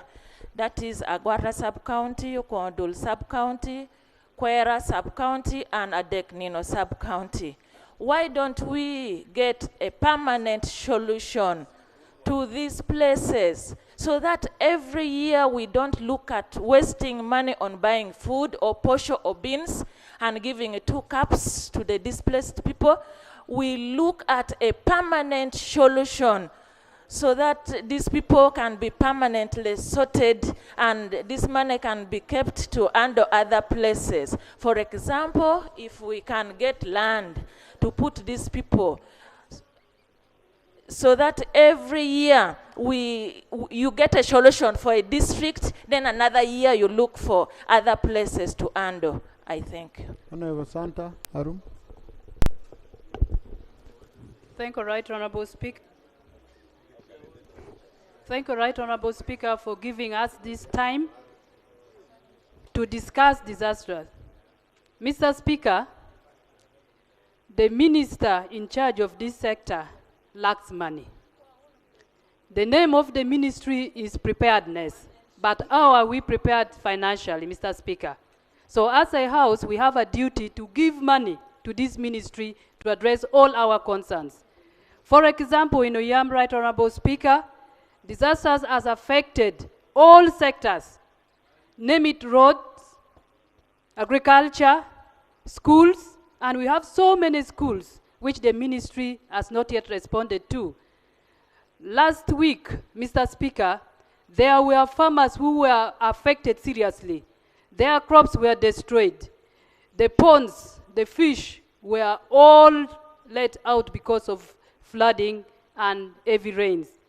Mr. Speaker, we have the Great North Road in Oyam, which was washed away before we even went to Gulu.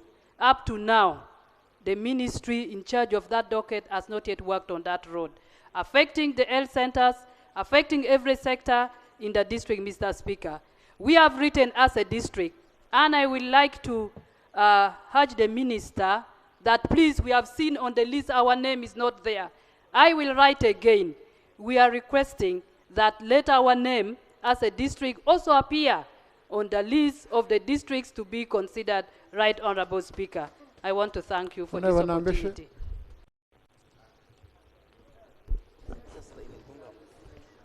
Thank you very much, Right Honorable Speaker.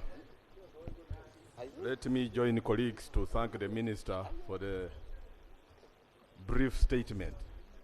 That statement was supposed to be very comprehensive. I want to thank you for laying the National Risk Management Plan.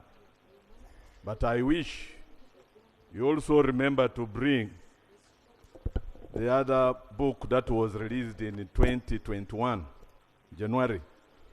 It is called the Risk and Vulnerability Atlas, the National Risk and Vulnerability Atlas. It actually shows parts of the country that are prone to all manner of natural disasters.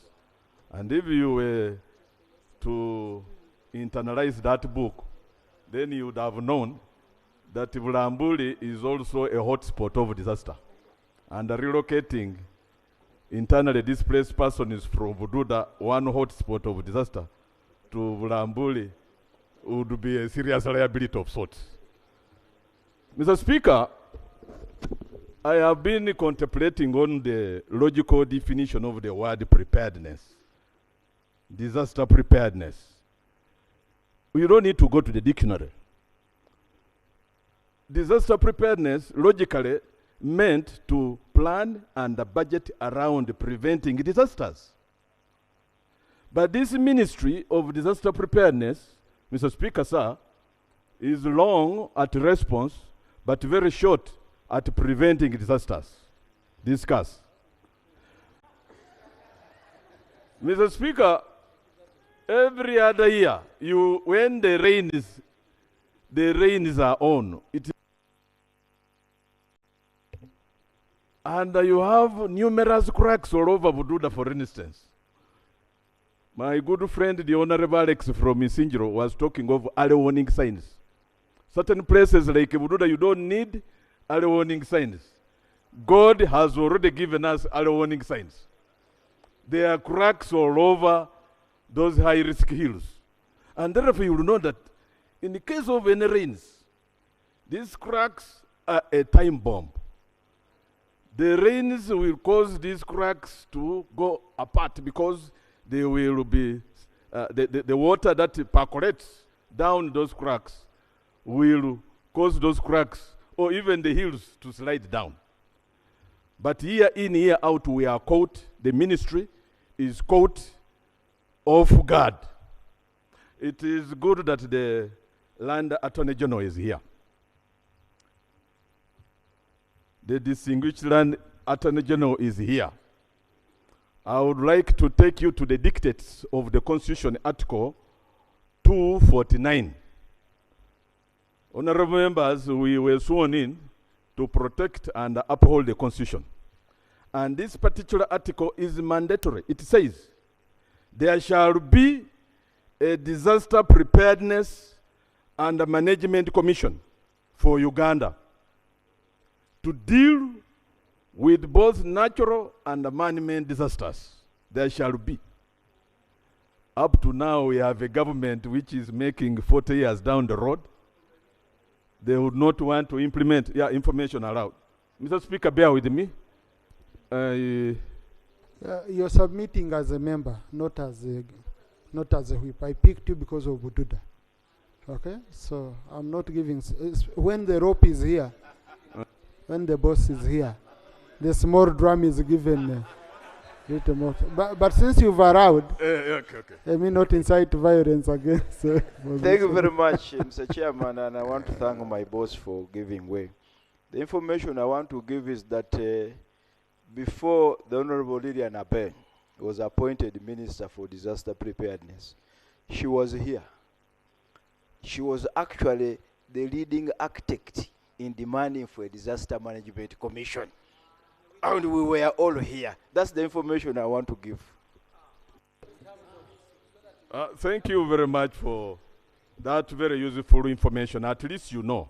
And Mr. Speaker, you are aware that under OPM, there is a serious conundrum of issues. You know, one of the ministers, and actually the Superior, my good friend, distinguished woman member of Kitugumu Superior, the engineer Hiraro Nek, complained bitterly, it was a right complaint, that the funds that were meant to respond to disasters had been misappropriated, actually irregularly reallocated. And that issue actually ended up here. And it is still the case because there are lots of power centers under OPM, Mr. Speaker, sir. So much so, in fact, that even this little particular a quarter of what is meant to be in the contingencies fund is does not address exactly those responses of disasters. But some of the money... the same parliament here, not the Prime Minister came here and explained that money was used to put up. I think was it in Nakasongora health center, Kayunga, Nakasongora, the Prime Minister, Kasese, and Burisa, the different structures. Because this is money, they were saying food. The Prime Minister said, but these same people are not having health centers, they're asking me for health centers. And she came here and we applauded her. Okay? Because she showed, by the way, she had used very little money. It was around, was it around 5 billion? Around 7 billion. Okay? But you see, it served a very great purpose for those schools which had been washed away and health centers. So that saying that money was diverted, I think it would be wrong, because it served the purpose under disaster, only that it was changed from only food consumption to people having health centers and having schools. Mr. Speaker, I'm also obliged. It's good you also agree with me that it was changed from where it was meant to be. Yes, not diverted. To another. But do you realize that, Mr. Speaker, until recently, OPM, no, the statement is factual. The complaints were raised and they're actually even now, whom are you responding to? Under record. Whom are you responding to?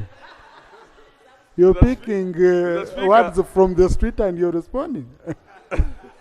Mr. Speaker, OPM, until recently, they did not have a relief budget. And that is when I think the intervention of the current holder of the office of OPM decided that because these particular responses on relief, we have been at the mercy of donors and humanitarian groups. And that's why she spent that money that way. But I'm not castigating her for doing it, but I'm only raising the complaint that was raised.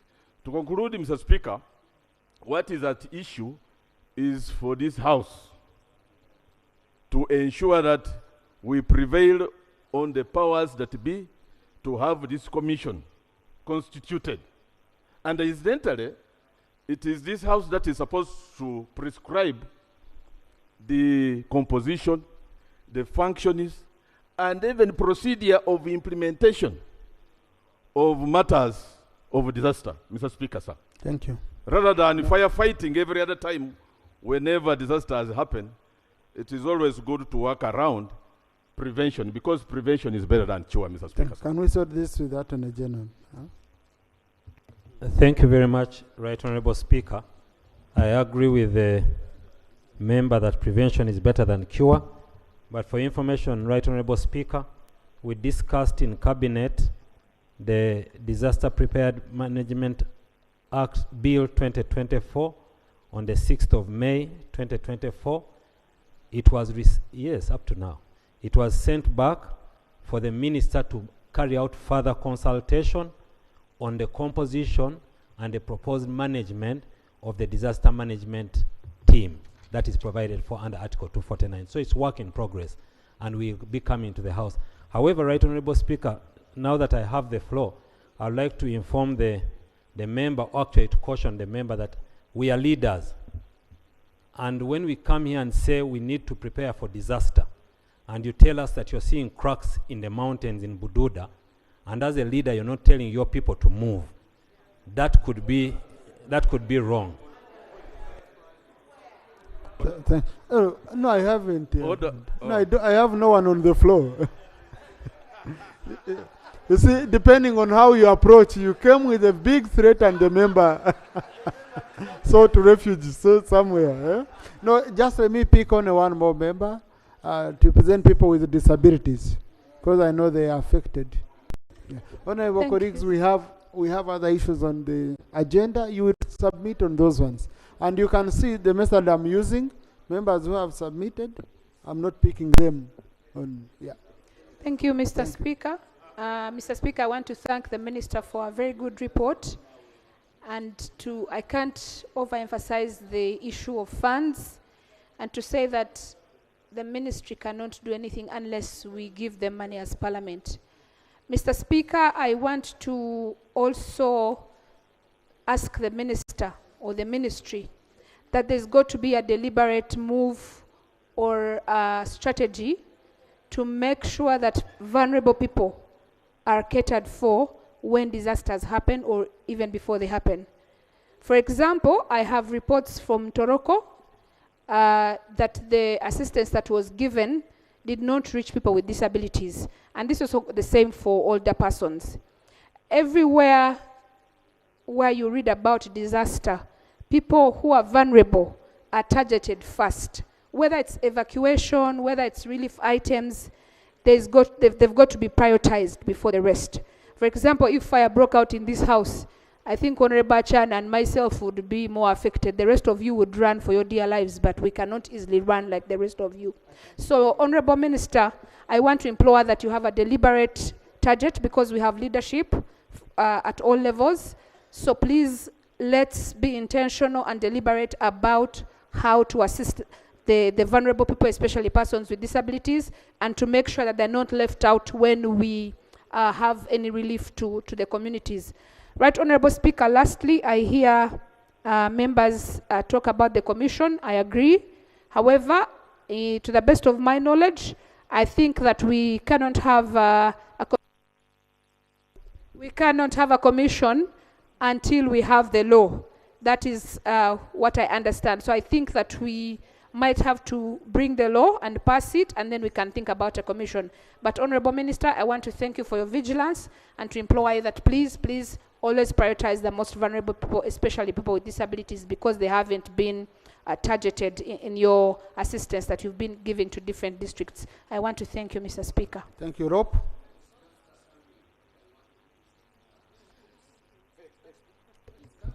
Right, Speaker. For people who have matters of national importance, tomorrow I will handle them. So if it's a disaster coming, that's a matter of national importance. Yes. Now we are debating. We are not informing, we are debating. Right, Speaker, I want to see how we assist the minister to be effective in doing her work. There seems to be a disconnect between the district disaster committee and the minister for disaster preparedness.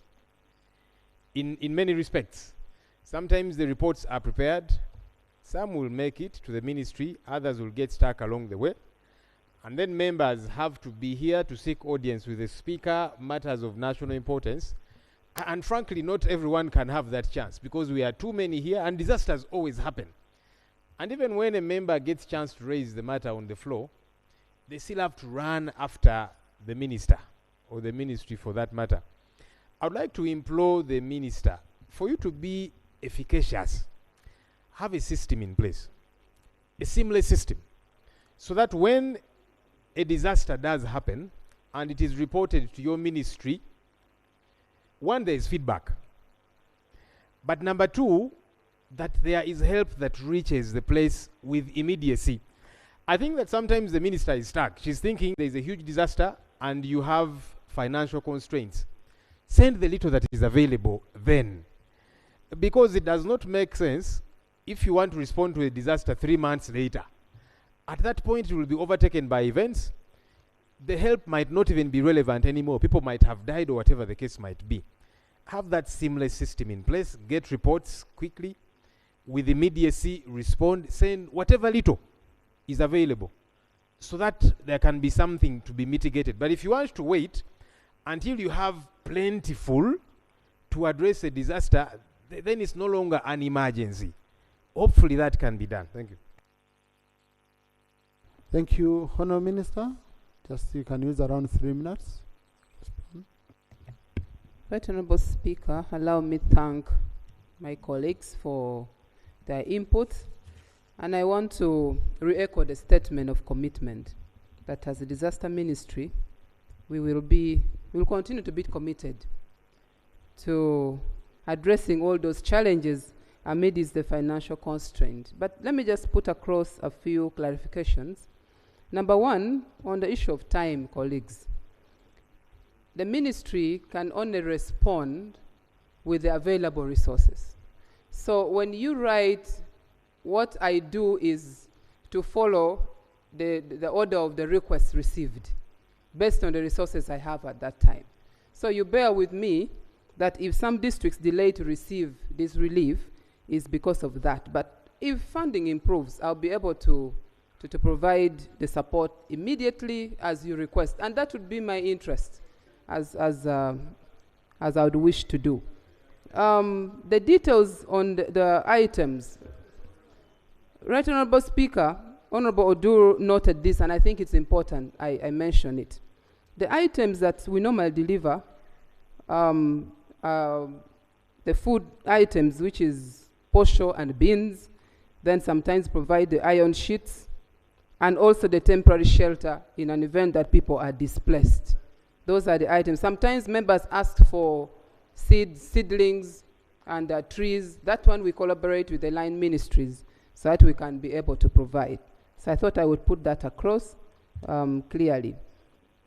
Right Honorable Speaker, some of the issues is just for me to take note and incorporate in our response, but I would like to conclude that this House, if we are intentional on the budgeting process, then we'll be able to provide timely response and support across the entire country. I thank you. Thank you.